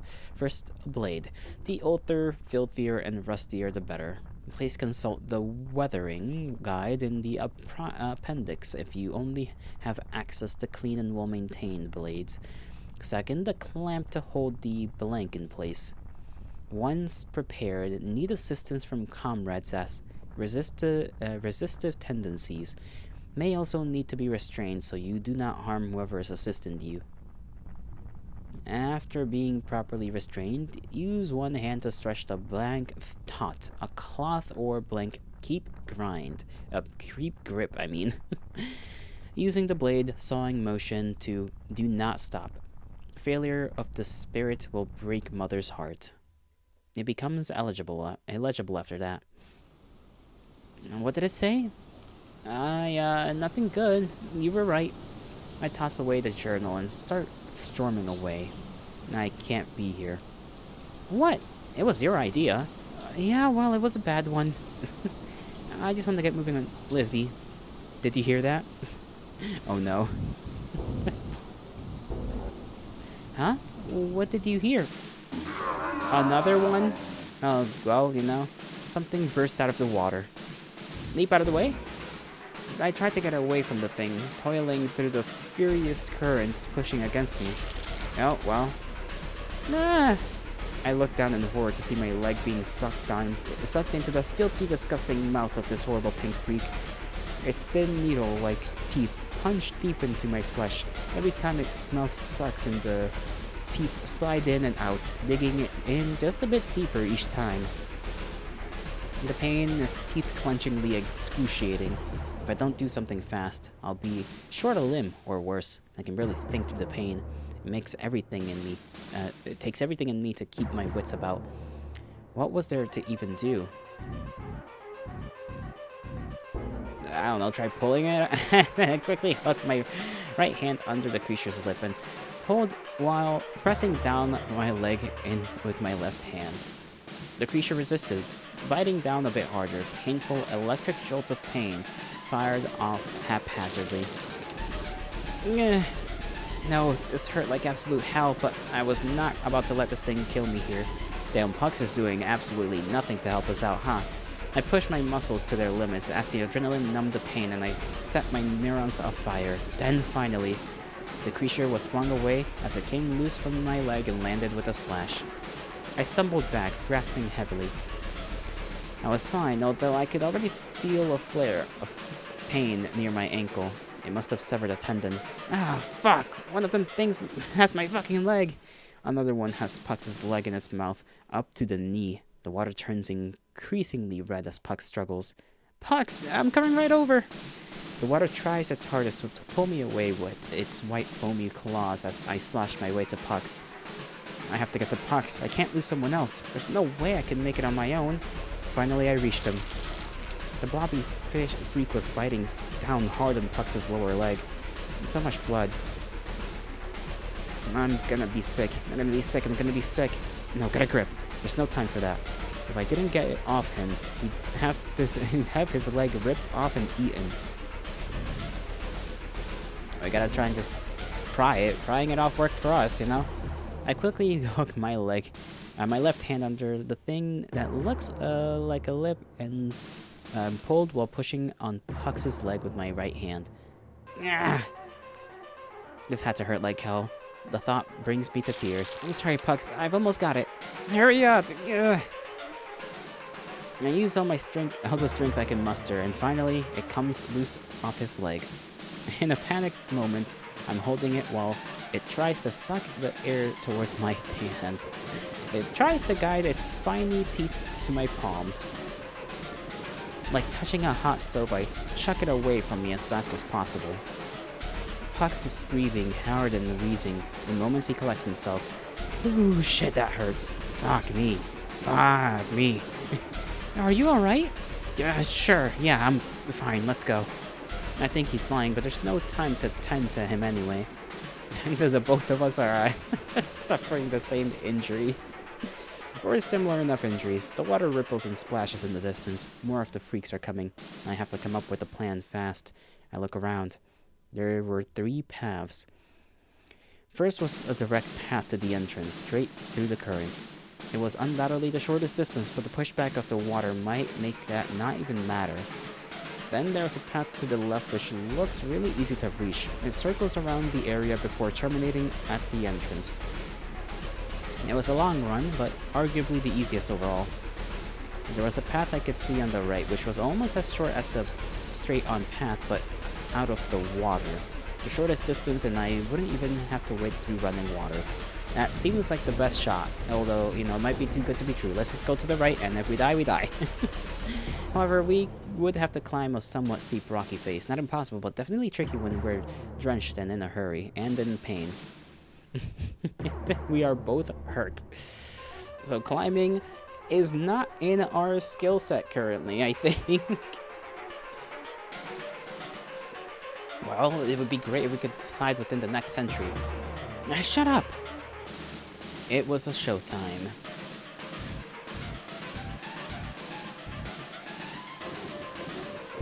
Fuck it. Right, we're going right. That's the shortest path. Roger, let's go. We waded through the flood as fast as we could and made it to the path. The steep, craggy wall set before us. Come on, you go first. I carefully began to scale the wall. My wet fingers struggled to maintain a grip. Behind us, the shuffling and splashing of water grew louder and louder, the beast leaping and chomping at the air, hungry for our flesh. Fucking shit, I'm slipping! Gah! My heart sank as I heard a quiet squeak, the scream, the splash in the water. Pux! I whipped my head back to look at him, but that was a horrible mistake. My hands lose purchase on the crags. The horde swarms and stabs through their horrible spiked teeth all inside our flesh. Oh, they feast. Their sharp teeth shredded our flesh like paper. They took big mouthfuls of meaty chunks. I never thought it was possible to experience such slow, painful, relentless agony. Somewhere along the line, my brain snapped. The pain became beautiful, exquisite, my vision sinking into an inky blackness, where all I could experience was the memory of a pain so great it would be preferable to have never existed at all until you experienced it. Puckus and I kept screaming until our throats were shooed away. We drift into the void. The crepuscule has claimed us. Damn. Rough. I want to see if we can just prevent us from getting bitten in the first place.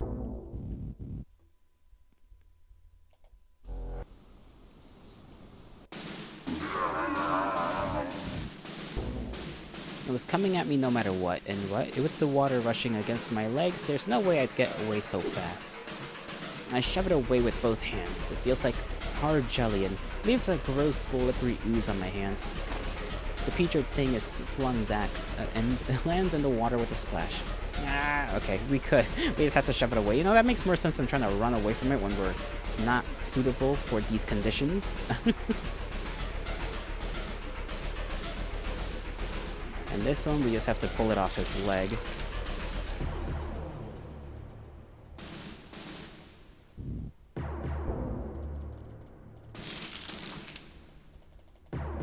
We're just gonna skip until we get to the part where we have to choose between the 3 paths.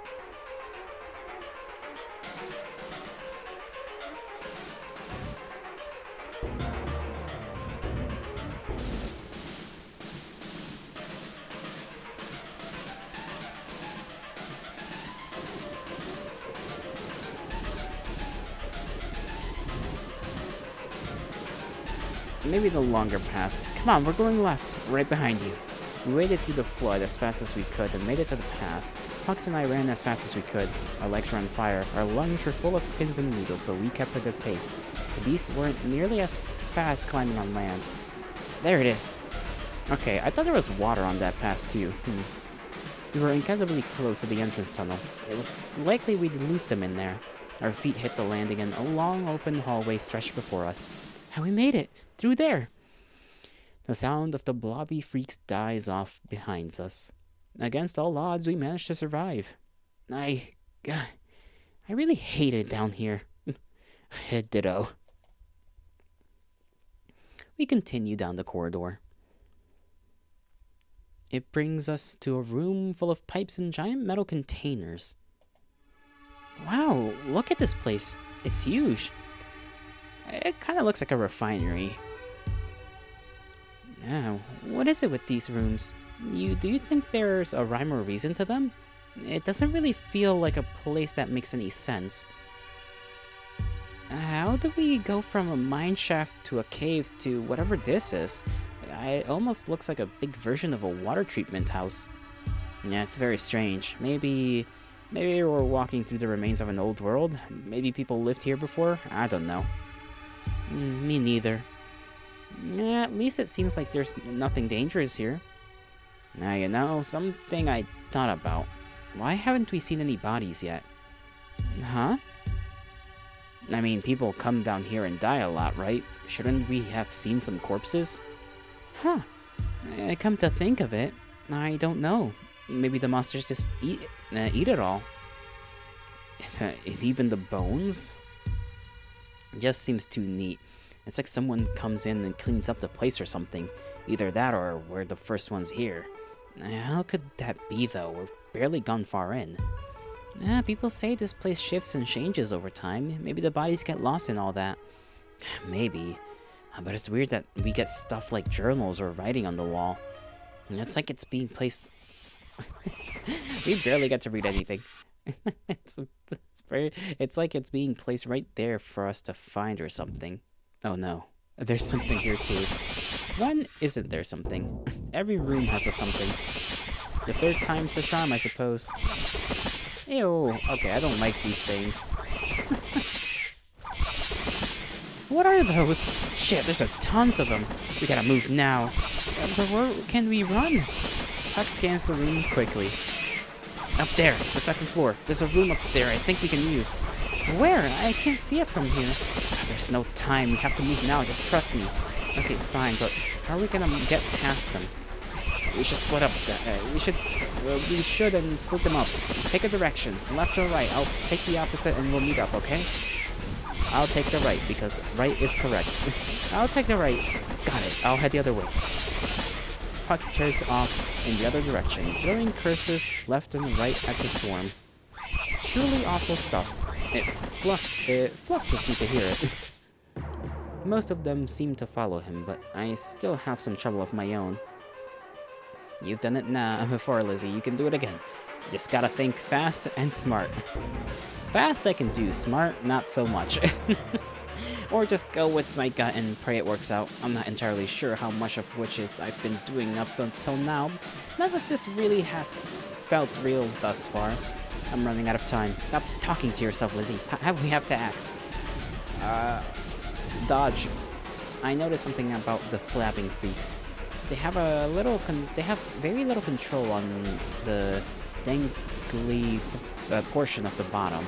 They rely entirely on trying to get their momentum right. And it seems like it's harder to control with how much the flap of their wings makes them bob. If I time it just right, I bet I can roll under them. How big is this thing? The timing is really important, but I think that's the move. I have to wait for the thing to swoop towards me, then tuck and roll underneath it. If I'm lucky, the two will collide into each other. We're just gonna Dark Souls this shit, okay. Even if I'm not, it will be too committed to that swoop to turn around fast enough to get me. It should give me a window to move. Just gotta wait for the right moment. Now. With a swiftness that feels foreign to my body, I tuck and roll underneath the creature as it dives towards me. The sack at its bottom, ew, grazes my back, but its teeth miss me. I mean, I did it! Now's my chance. I almost made it to the stairwell. I can get to the second floor from here. This area feels safer. It's completely fenced in. The swarm rushes at me, but it's kept at bay by the fencing. They probably could come in through the openings further down, but they're too stupid to figure that out. Thank goodness. They can't get me here, can they? Haha! Stay hungry, losers. I stick my tongue out at them. Bleh. Fuck you, get off me! Oh no. I said get off! Pucks? I'm fine, just get in here. Oh no. I sprint towards the door and at the end of the hall. I rush inside the room, frantically looking for Pucks. Now, Pucks, where are you? Over here. But quick, bar the door before the things get in here. Huh? Just do it! Over the other side was a long metal plank. The bar to the door. I feel like that's not Pucks. I feel like something's tricking us. Although that might just be me being paranoid. I rush over. Pucks quickly moves out of the way, and I throw the bar in its slot. Pucks waits a moment, keeping his back pushed against the door in case the bar is not enough. Okay, it is Pucks. Will it hold?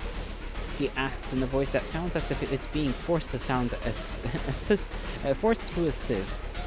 I think so. Pucks, are you? He's lying against the wall. Oh goodness. He's bleeding. A lot.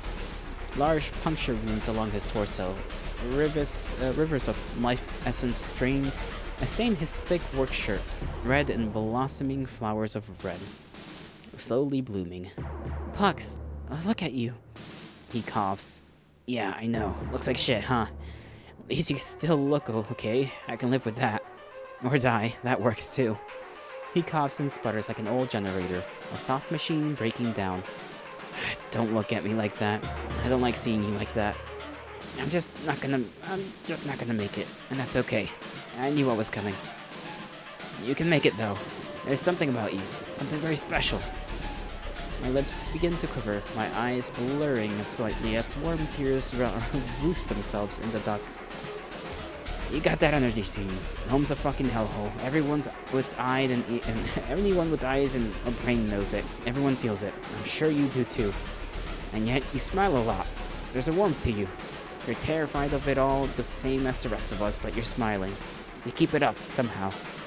You didn't let the world take that from you. You didn't let it, or the Mother Matron, make you bitter. Yeah, you could have been hateful and shit. No one would have blamed you. You still were nice to me even when I was shit. I really don't get it, but I like it.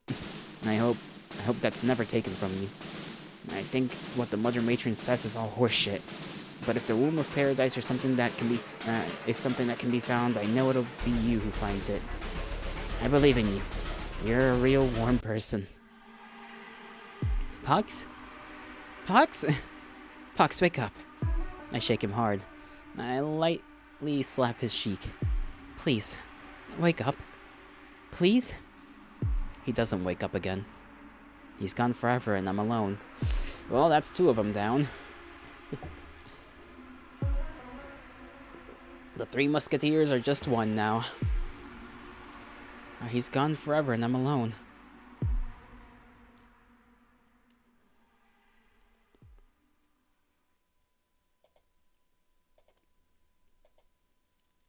It takes forever.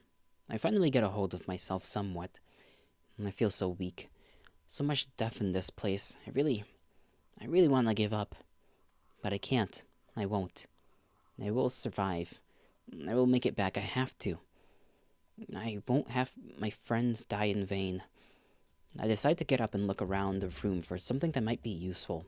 As I reach a certain corner of the room, something calls out to me. An ugly buzz hanging just above the quiet and a tingling in my arm pulling me. I follow the intuition, having nothing else to fall back on. Oh, ew, what is that thing? Man, I don't know. I don't want to know, actually. And why can't I stop my hand from reaching towards it? Girl, have some impulse control. Before I know it, it's in my palm.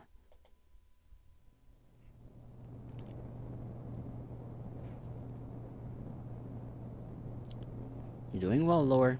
I can see the head. Keep pushing. The woman with the tiny human being inside of her screams, her throat raw. That's good. There's her shoulders. Once more, Lore. You can do this. The woman with the living creature inside her abdomen wails as she feels the sensation of being twisted and pulled from the inside out. She feels like her body is going to split in half. Finally, the pressure lessens. There she is. There she is. You're a beautiful baby girl, Loretta. The doctor holds the baby up triumphantly. The little thing squirms and wriggles and cries, covered in goop. Babies do come out covered in goop, that is true. A flesh cable extends from its stomach and to underneath the sheet from around the woman's legs. It's the dearest, sweetest thing Loretta has ever seen in her life. An unexpected, bewildering sensation wells up in her chest. It's warmer than anything she's ever felt before. It kind of scares her. Fair. The doctor cuts the umbilical cord and admires the babe one last time. Just look at her. Nurse? A masked nurse comes and takes the baby from the doctor's hand, swaddling it in a towel. Thank you, nurse. Time of delivery, 4:27 p.m. That makes me think, when did I come around to the world? I believe it was somewhere around the nighttime. I don't remember the exact time, though. Obviously, I wouldn't remember the time. Why did I say I don't remember the time? I did not have the capacity to remember. But I was told once that it was like, I think around the nighttime. I don't remember. Of course not, you fuck-ass idiot. Sorry. Then the nurse starts to leave with the baby. What are you doing? Where are you taking my baby? Well...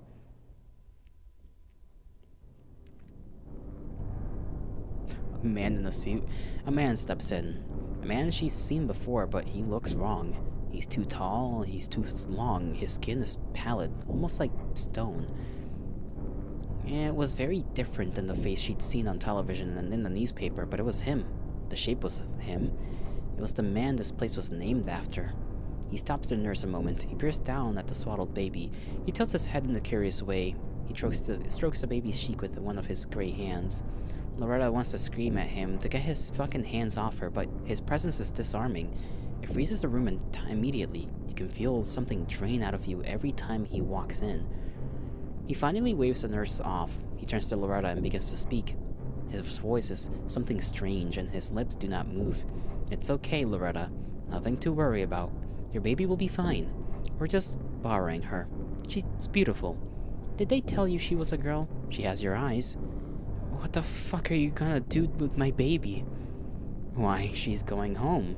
The mother's boarding, where all the children belong. What are you talking about? What does any of that mean? His expression is unchanging. Haven't you learned anything from all this, dear? Oh, no teaching the willful ignorant. No teaching the willfully ignorant, I suppose. A shame I had such high hopes for your journey to recover. Give me back my baby.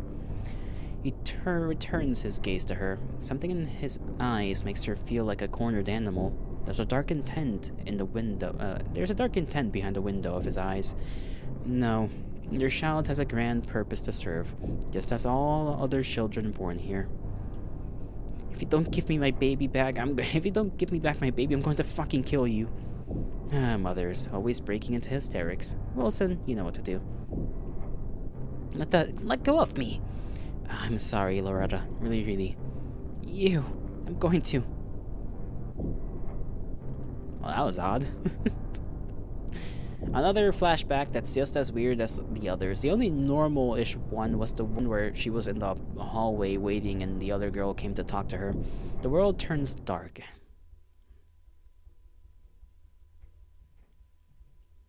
Holy shit. I hate cursing, but I've never felt so much fury in my life. I could feel everything that woman was feeling. Red-hot, fiery anger mixed with fear. Who was that man? Why did looking at him make my blood turn cold? That woman, too, she lost her baby. Huh? What's that sound? I'm feeling sleepy. Something about that sound. I suddenly feel extremely exhausted. My eyes struggle to stay open. Oh, good lord. If this loud ass buzzing, that's gonna make it...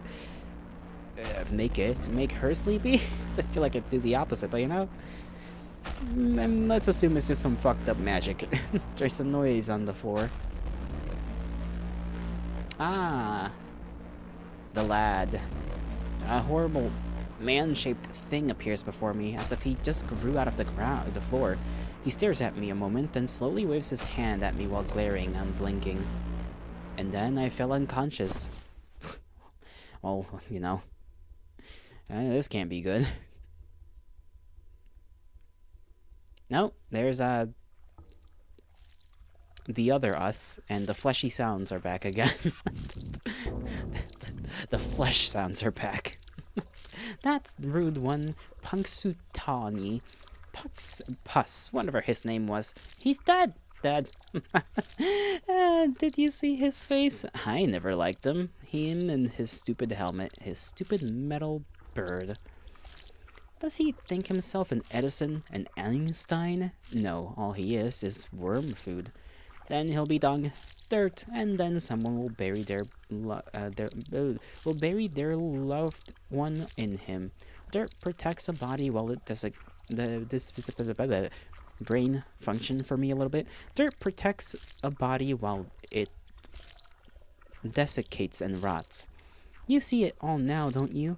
There's where the wind blows, where the birds are flying, where the blood is pooling, where the flies will be buzzing. Could you have done anything at all? Could you have changed the arrow of the compass? Who can say? Who can say? All I know is that it's waiting for you. The womb of paradise is opening, calling you to come home. Will you go, Lizzie? Will you go, soul behind the glass? You should. It's warm and inviting, wet and vast. All the children of men could return if they wanted to. Home. I'm assuming that's why the fleshy sounds are happening. Okay. At least we get somewhat of an explanation. Coffee's gone. It was pretty good. Pretty tasty. As it always is. A little stretch here and there. Before I have time to process it, the messenger is back behind me. It sounds like she's moving a cable, plugging something in. I feel a pinch at the base of my skull. The slurping sound grows faster. The world fades away. Oh no, they're taking my brain!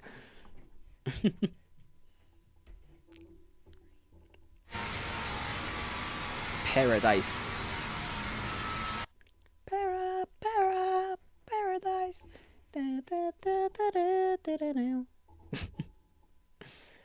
Alright. Oh. This is the same door back in Mother Matron's place now. Uh-huh. I'm lying on the floor. My body is sore all over. I think I'm back in the monolith in front of the matron's chamber. Except, it looks different. It's bathed in crimson light. How did I get here? Was I carried? Teleported? Was the nightmare I went through all a bad dream? Oh, girl, you wish it was. No. No way I'd be so lucky. Hello? Is anyone there? I looked at the door. That's loud. Question mark? It's like it's calling out to me. Was I being instructed to go in?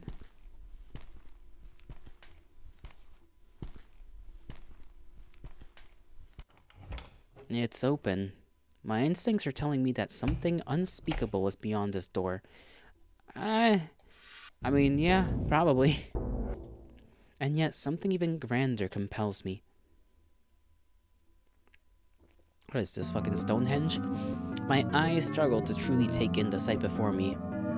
I was in a room that was alive. The walls are made of flesh with a concrete skeleton holding the shape of the room. It's unlike anything I've ever seen before. It smells like the bins of rat fishers throw all the desiccated rats into. Blood and pestilence. Mother's mark is in plain view, drawn in red on the pillars.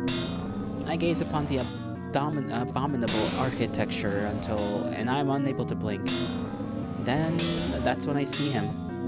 There, slumped against the wall. There sat Rich. Oh, yep, they definitely took his eyes. And his tongue. Or teeth. Without his eyes. Rich!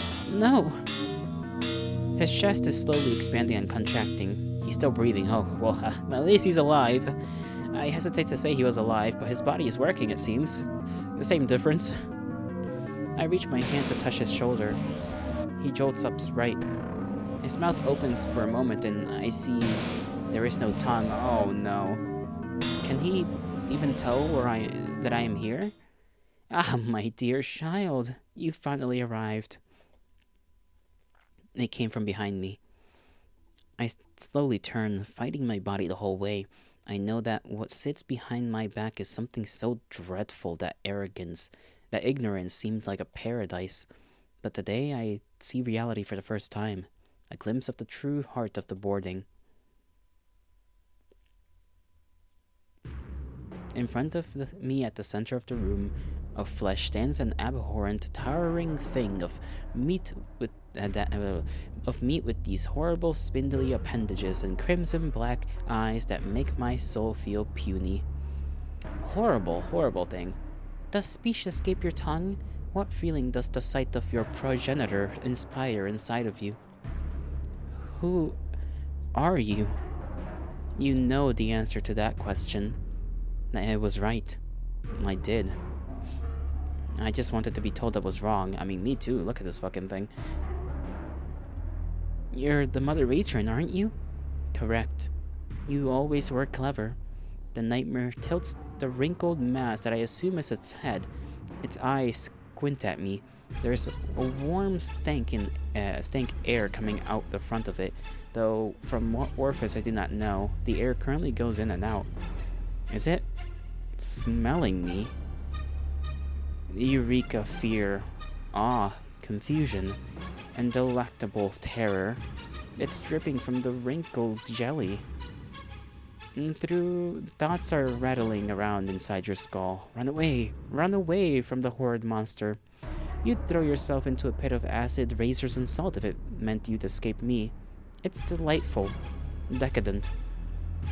I take tepid steps back from that thing. I clutch my hands tight together in a futile attempt to quell their trembling. I was there when Mother and Father Darkness gave birth to the sun. I am the substance of the dark, the razors at the edge of that motivate you to seek fire and sunlight. Without me, happiness and joy would be meaningless. Your kind are quick to forget, quick to shun everything that I am. I will teach you all the truth, that I am inescapable. Everywhere you turn, I will be there. Crack open your skull and I'll be there, crawling up the walls, suckling in on the milk of your misery, licking your brain until the silence comes and all that you are has gone dark. This thing, I hate it. I hate it so much. This is the Mother Matron? This abomination? I have to get out of here. I have to leave. I don't think that's possible. I have to do something. Good luck, because I have no clue what we're gonna do. So this thing is what? Supposed to represent suffering? Pain? I suppose? It is everywhere. It is, in fact, a thing that helps give joy meaning. If that is what it's supposed to be. What do I do?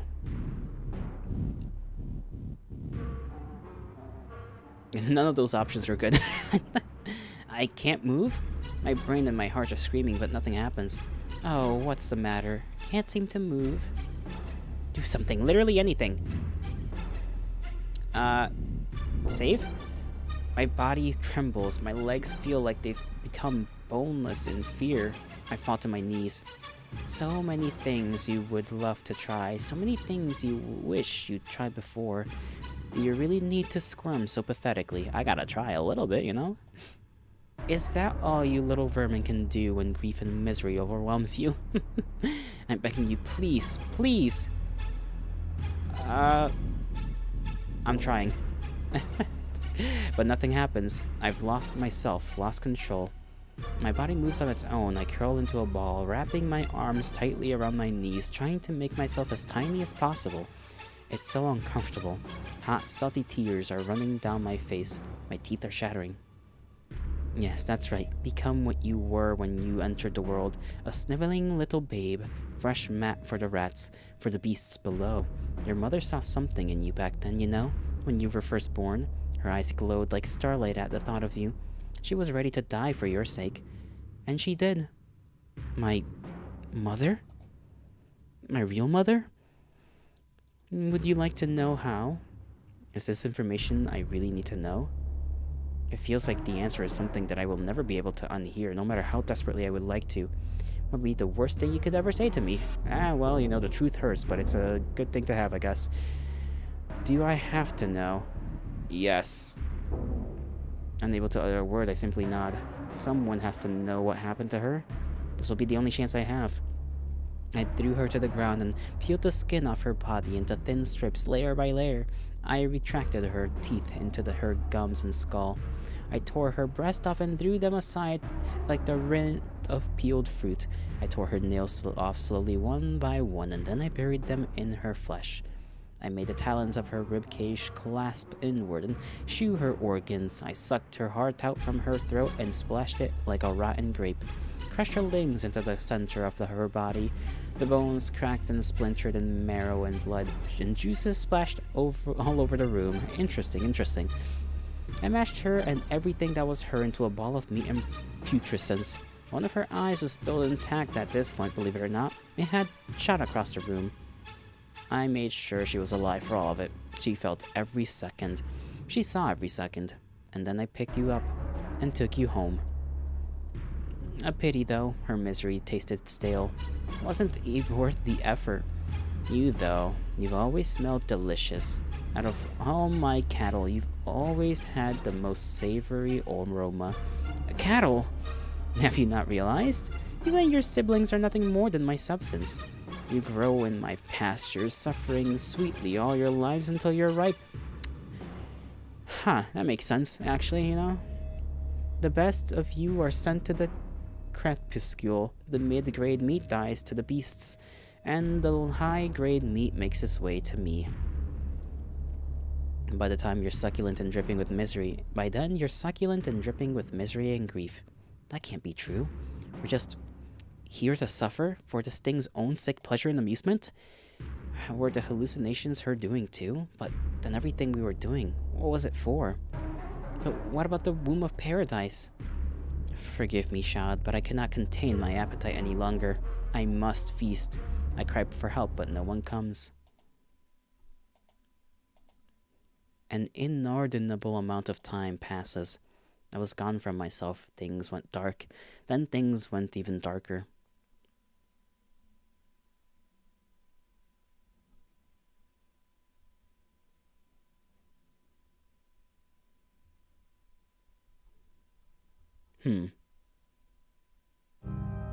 And then back again all in an instant. What the hell? It's like, okay. I guess we're somewhere else? Saved, perhaps? By what, though? If it even meant to save us. Assuming we are saved and not just somewhere in our mind. And then back again all in an instant. From the dark has come a new world, slimier and bloodier than the one I left. A massive chamber of red, flesh marbled with fat and cartilage. And illuminated faintly by a light that seems to be penetrating the membrane from the outside, the ground is puddled with saliva and stomach acid and amniotic fluid. I feel like a spectator now, separated from my own body. It feels like when I'm reading a book and watching the characters suffer. I'm just here to watch. It's not my life. But the body is me, unmistakably so, standing there dumbly staring. Then, descending from a puckering hole in the ceiling, came something even worse. Something in my core has me convinced that if the Mother Matron was to have anything resembling a true physical form, it would be this monstrosity before me. At least it's a part of it. It clearly extends beyond the sphincter in the ceiling. Interesting. You wanted to know about the womb of paradise? This is it, my child. It has been inside me all along. I swallowed it ages ago. You know, you always were one of my favorites. Mother would like to offer you a gift. A choice, one that has seldom been made. You know how things will end up now, no matter what you've done, or what could have done. Or all roads would lead you here. I built it that way from the very moment you were born. Seems like it. This is the only life that's meant for you. I will embrace you inside the womb of paradise. You will join your other siblings, resting inside my walls as I drain the body of the essence of suffering that flows inside you. Her goal from the start, surely. Or I can undo it all. The womb of paradise is a special place. It can birth new worlds, tear apart old ones. I can create a world in which you never existed, and all of this will be forgotten. The one behind the glass might never forget, but you? All the pain you felt to now, and would feel from this moment forward, will have never happened. The one behind the glass. Is that supposed to be like a meta thing, like me? Is that to be player character, you know? Or I guess player person? Or it could be another entity. There seems to be a couple. The sweet sucker of non-existence will be yours and yours alone. In other words, my existence will always meant to be suffering eternally, just for this horrible creature in front of me. And if I am to trust its words, then my efforts to live happy were futile. My efforts to fight back and escape were meaningless in the face of a god of misery that engineered the world from the start just for this. Just so it could have a lunch of my miserable brain. Knowing that, would it have been better to simply have never existed? So, what will it be, child?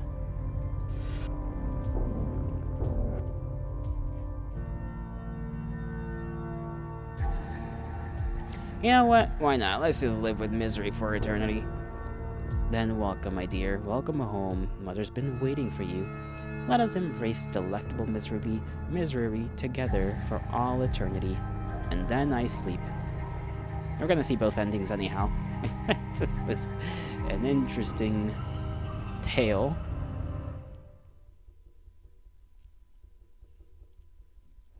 That's the end of the memories, huh? That's what all led to me in this room.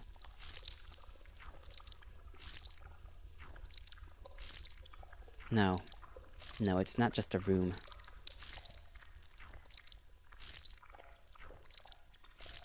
It's a womb.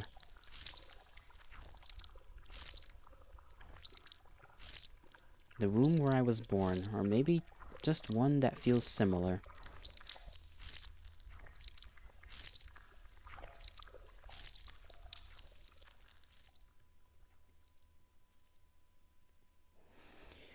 Were the memories elucidating?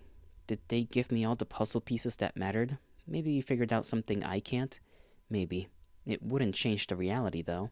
The reality that from the moment I was born, I was in the clutches of a monstrosity that desired nothing more than to see me suffer. Me and many others just like me. Just as innocent and sad. Under the talons of a god that wants to bleed us dry and melt our brains with suffering. All my existence is and could ever be is an endless torrent of pain and misery. The positive moments were simply reprieves. I could fight all I want, but in the end, what am I? A tunnel rat running for its life, through a maze with no exit. An ant under the boot of a god. Knowing that now, would I have rather never existed at all? No. No, I'm happy I existed. Maybe happy isn't the right word. Content? Maybe that's more accurate. Being alive is, at least to me, about two things. Avoiding death and avoiding misery. And yet they always come. I reach my hand to my eyes. They are gone, and yet I still see. All living things will die, and their happiness cannot be appreciated without a contrast of sadness to give it value. The future might seem like nothing but a dark cloud on the horizon, but you have to keep trying.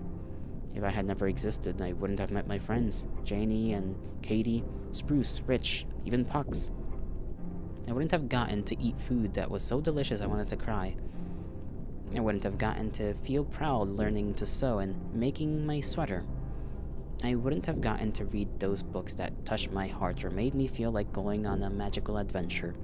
So many little things that seem small and meaningless on a grand scale, but to me were everything. I chased the hope that I would find more moments and experience like that. And even in this womb of pain, where happiness dies, where a meat tube is attached to the base of my neck, sucking at the fluids, where my body grows heavy like a stone, being drained of everything that made Lizzie. Maybe here, there's still something. Maybe there's a beyond that's wonderful and incomprehensible, but reserved for those that take on the burden of existence. Or maybe the Mother Matron was right, and it's just delectable misery forever. No choice but to try and enjoy it.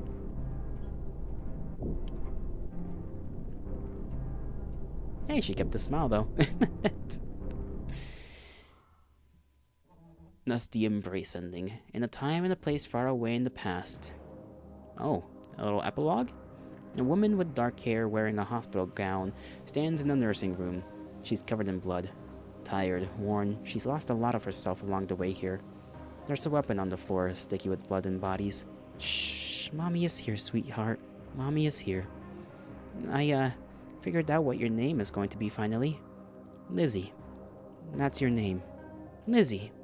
Better late than never, right? That was Grandma's name before she passed. She would have loved to meet you. Mom, too. And I'm so sorry. For everything. I've really let you down. Ruined everything for you, for me. I didn't really realize what I was doing until it was too late. I just needed to feel good, to feel something. At first, I thought I came here just to make Mom happy. Stay for a week or two, bail, tell her I didn't help so she'd stay off my back, but no, I think a part of me really did want to stop. I knew I had to. Even with the cravings and the withdrawal, and then they told me about you, and the decision was final. For your sake and for my, I'm not sure which. I was gonna stop.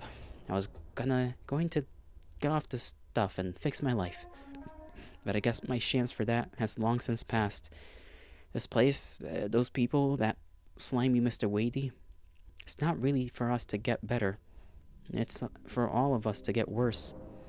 To wallow in the pain, to never stop hurting, never stop bleeding, suffering for the sake of suffering.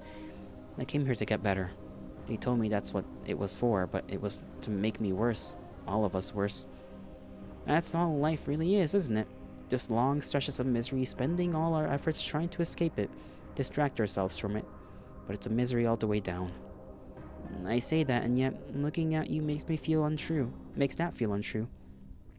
Maybe what I needed was a reason to care. Something or someone to care for. Your own mother wasn't enough, she thought to herself. Suddenly having a baby makes you want to be a good person? She wasn't entirely sure of the motivations herself, perhaps simply the weight of responsibility that she felt she had now. A responsibility to care for the human being that didn't choose to be made, the one that had to be made to exist and suffer the consequences. She would change things now.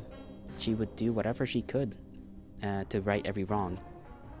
She'll do that for her sweet mother and her daughter and herself. Misery be damned, I'm done trying. You're in danger. I'm going to get you out of here. You're going home, Lizzie, with Mommy. Suddenly... Yep. I mean, we were told what happened, and you shouldn't be so surprised that she showed up anyways. It's weird to have that little bit of hope that maybe it doesn't go bad. But we literally see the ending, the outcome, how things go.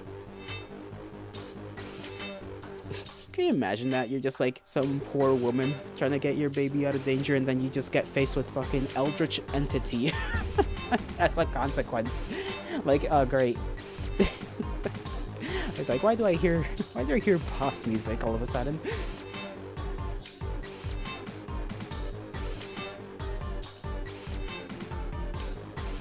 That was good though. That was good. That was good.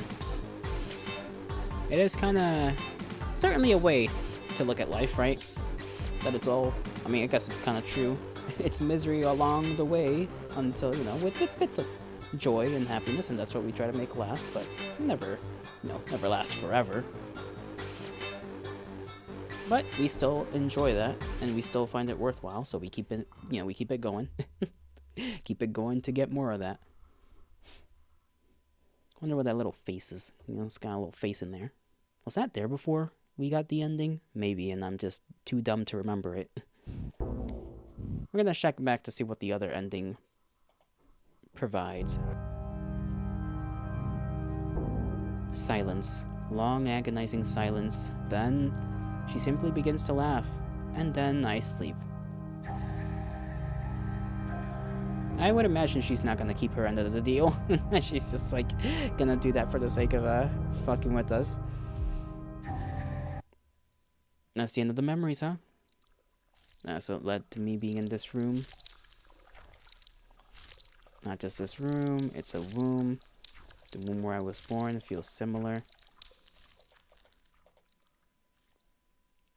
Maybe it wouldn't change reality though. There's the reality from the moment I was born, I was in the clutches of monstrosity that desired nothing more than to see me suffer, me and many others just like me. Under the talents of a god that wants to bleed us dry and melt our brains with suffering. All my existence is and could ever be is an endless torment of pain and misery. The positive moments are simply reprieves. I could fight it all I want, but in the end, what am I? A tunnel rat running for its life, through a maze with no exit. An ant under the boot of a god, knowing that now would I have rather existed at all. Yeah, I think I would have rathered that. Being alive is, at least to me, about two things, avoiding death and avoiding misery, and yet, they always come. All living things will die, and happiness cannot be appreciated without a contrast of sadness to give it value. It's a sick joke. Existence is supposed to be a gift, but it's not a gift, it's a burden. A guarantee that you will one day experience the worst things you'll ever experience, and that you'll die. Whoever built things that way is a sick monster that wants to watch its pawns bleed and scream until the rivers run dry. I'm gonna turn down the music a little bit, because this shit is kinda going a little crazy. Give me. There we go. That's like my poor ears. Nothing was just fine until it was infected with the disease of becoming something. That's the truth of it all, and I see that now. Existence is simply pain. Paradise is to be unborn. It starts at the fingertips and the toes. The sensation of the normality gives way to numbness, pins and needles stitching their way up my skin, the feeling of falling asleep on my arms or legs, but slowly forming everywhere at once. That's a kind of cool image. And then fire. The numbness gives way to the feeling of flame cleansing the flesh, individual nerves being shredded from a microscopic level, all that I ever was and all that I am now being ripped from the fabric of reality, painfully, excruciatingly. I tried to scream, but there's no sound. My vocal cords are gone, and so is my throat. Why does it say couldn't find file? Darkness tickles at the edges. My world dies around me, and then... nothing. Forever. My voice becomes vapor. I say nothing ever again. I see nothing ever again. I feel nothing ever again. I am nothing ever again. So in one, she kinda, she keeps that smile, so to speak, and in the other, no smiling. Lizzie no longer existed. Never existed. Her name is erased from history, from memory. The town felt an absence, but never would be able to explain why. Memories become foggy, details become muddy, that used to be so clear. The neighbor, Janine, becomes fixated on the house where Lizzie used to be. She feels like something is off there. She will always feel like something is off there, a dull ache in the heart. Katie feels it too, but will never acknowledge it. She feels that if she does, something in her will snap. She has no idea why. Life goes on in the boarding, yet it's never quite the same.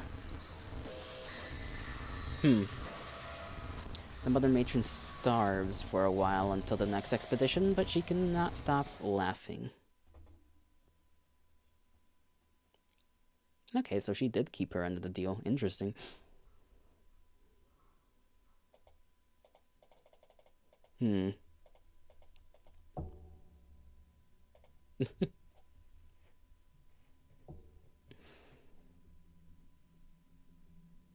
So both endings are, you know, without a apt description, fucked. But, you know, like, one is technically kind of a brighter view on it, even if at the end of the day it is a tragedy, right? Like, at the end of the day, Lizzie is kind of screwed either way. She either does not exist, which kind of hurts the people that she's interacted with a little bit, indirectly, you know, or she decides to not exist, you know, and, you know, kind of embraces the misery, I guess. Maybe not the misery per se, but it's like, hey, I liked experiencing things, and maybe there's something after this. We gotta keep going. There's only one way to find out, right? And that's to just keep it going. And that is how life is. So I would say, pretty, I did like the story as a whole, you know? I got attached to the characters pretty quick. It was a little bit of a struggle sometimes reading the typos here and there. And sometimes it was just my brain being my brain, reading perfectly good sentences and jumbling them up. But, that'll be all for today, folks. I wonder, you know, I gotta check out if they've got more stuff made under their, you know, their banner, so to speak. That shall be all, though, for today. I shall bid thee farewell, my kindred. I hope you all have a great rest of your mornings, afternoons, evenings, and nights, wherever and whenever you are. May the gods bless you. May the stars shine in your honor. Take care of yourselves, and I'll see you whenever I see you, alright? Bye-bye.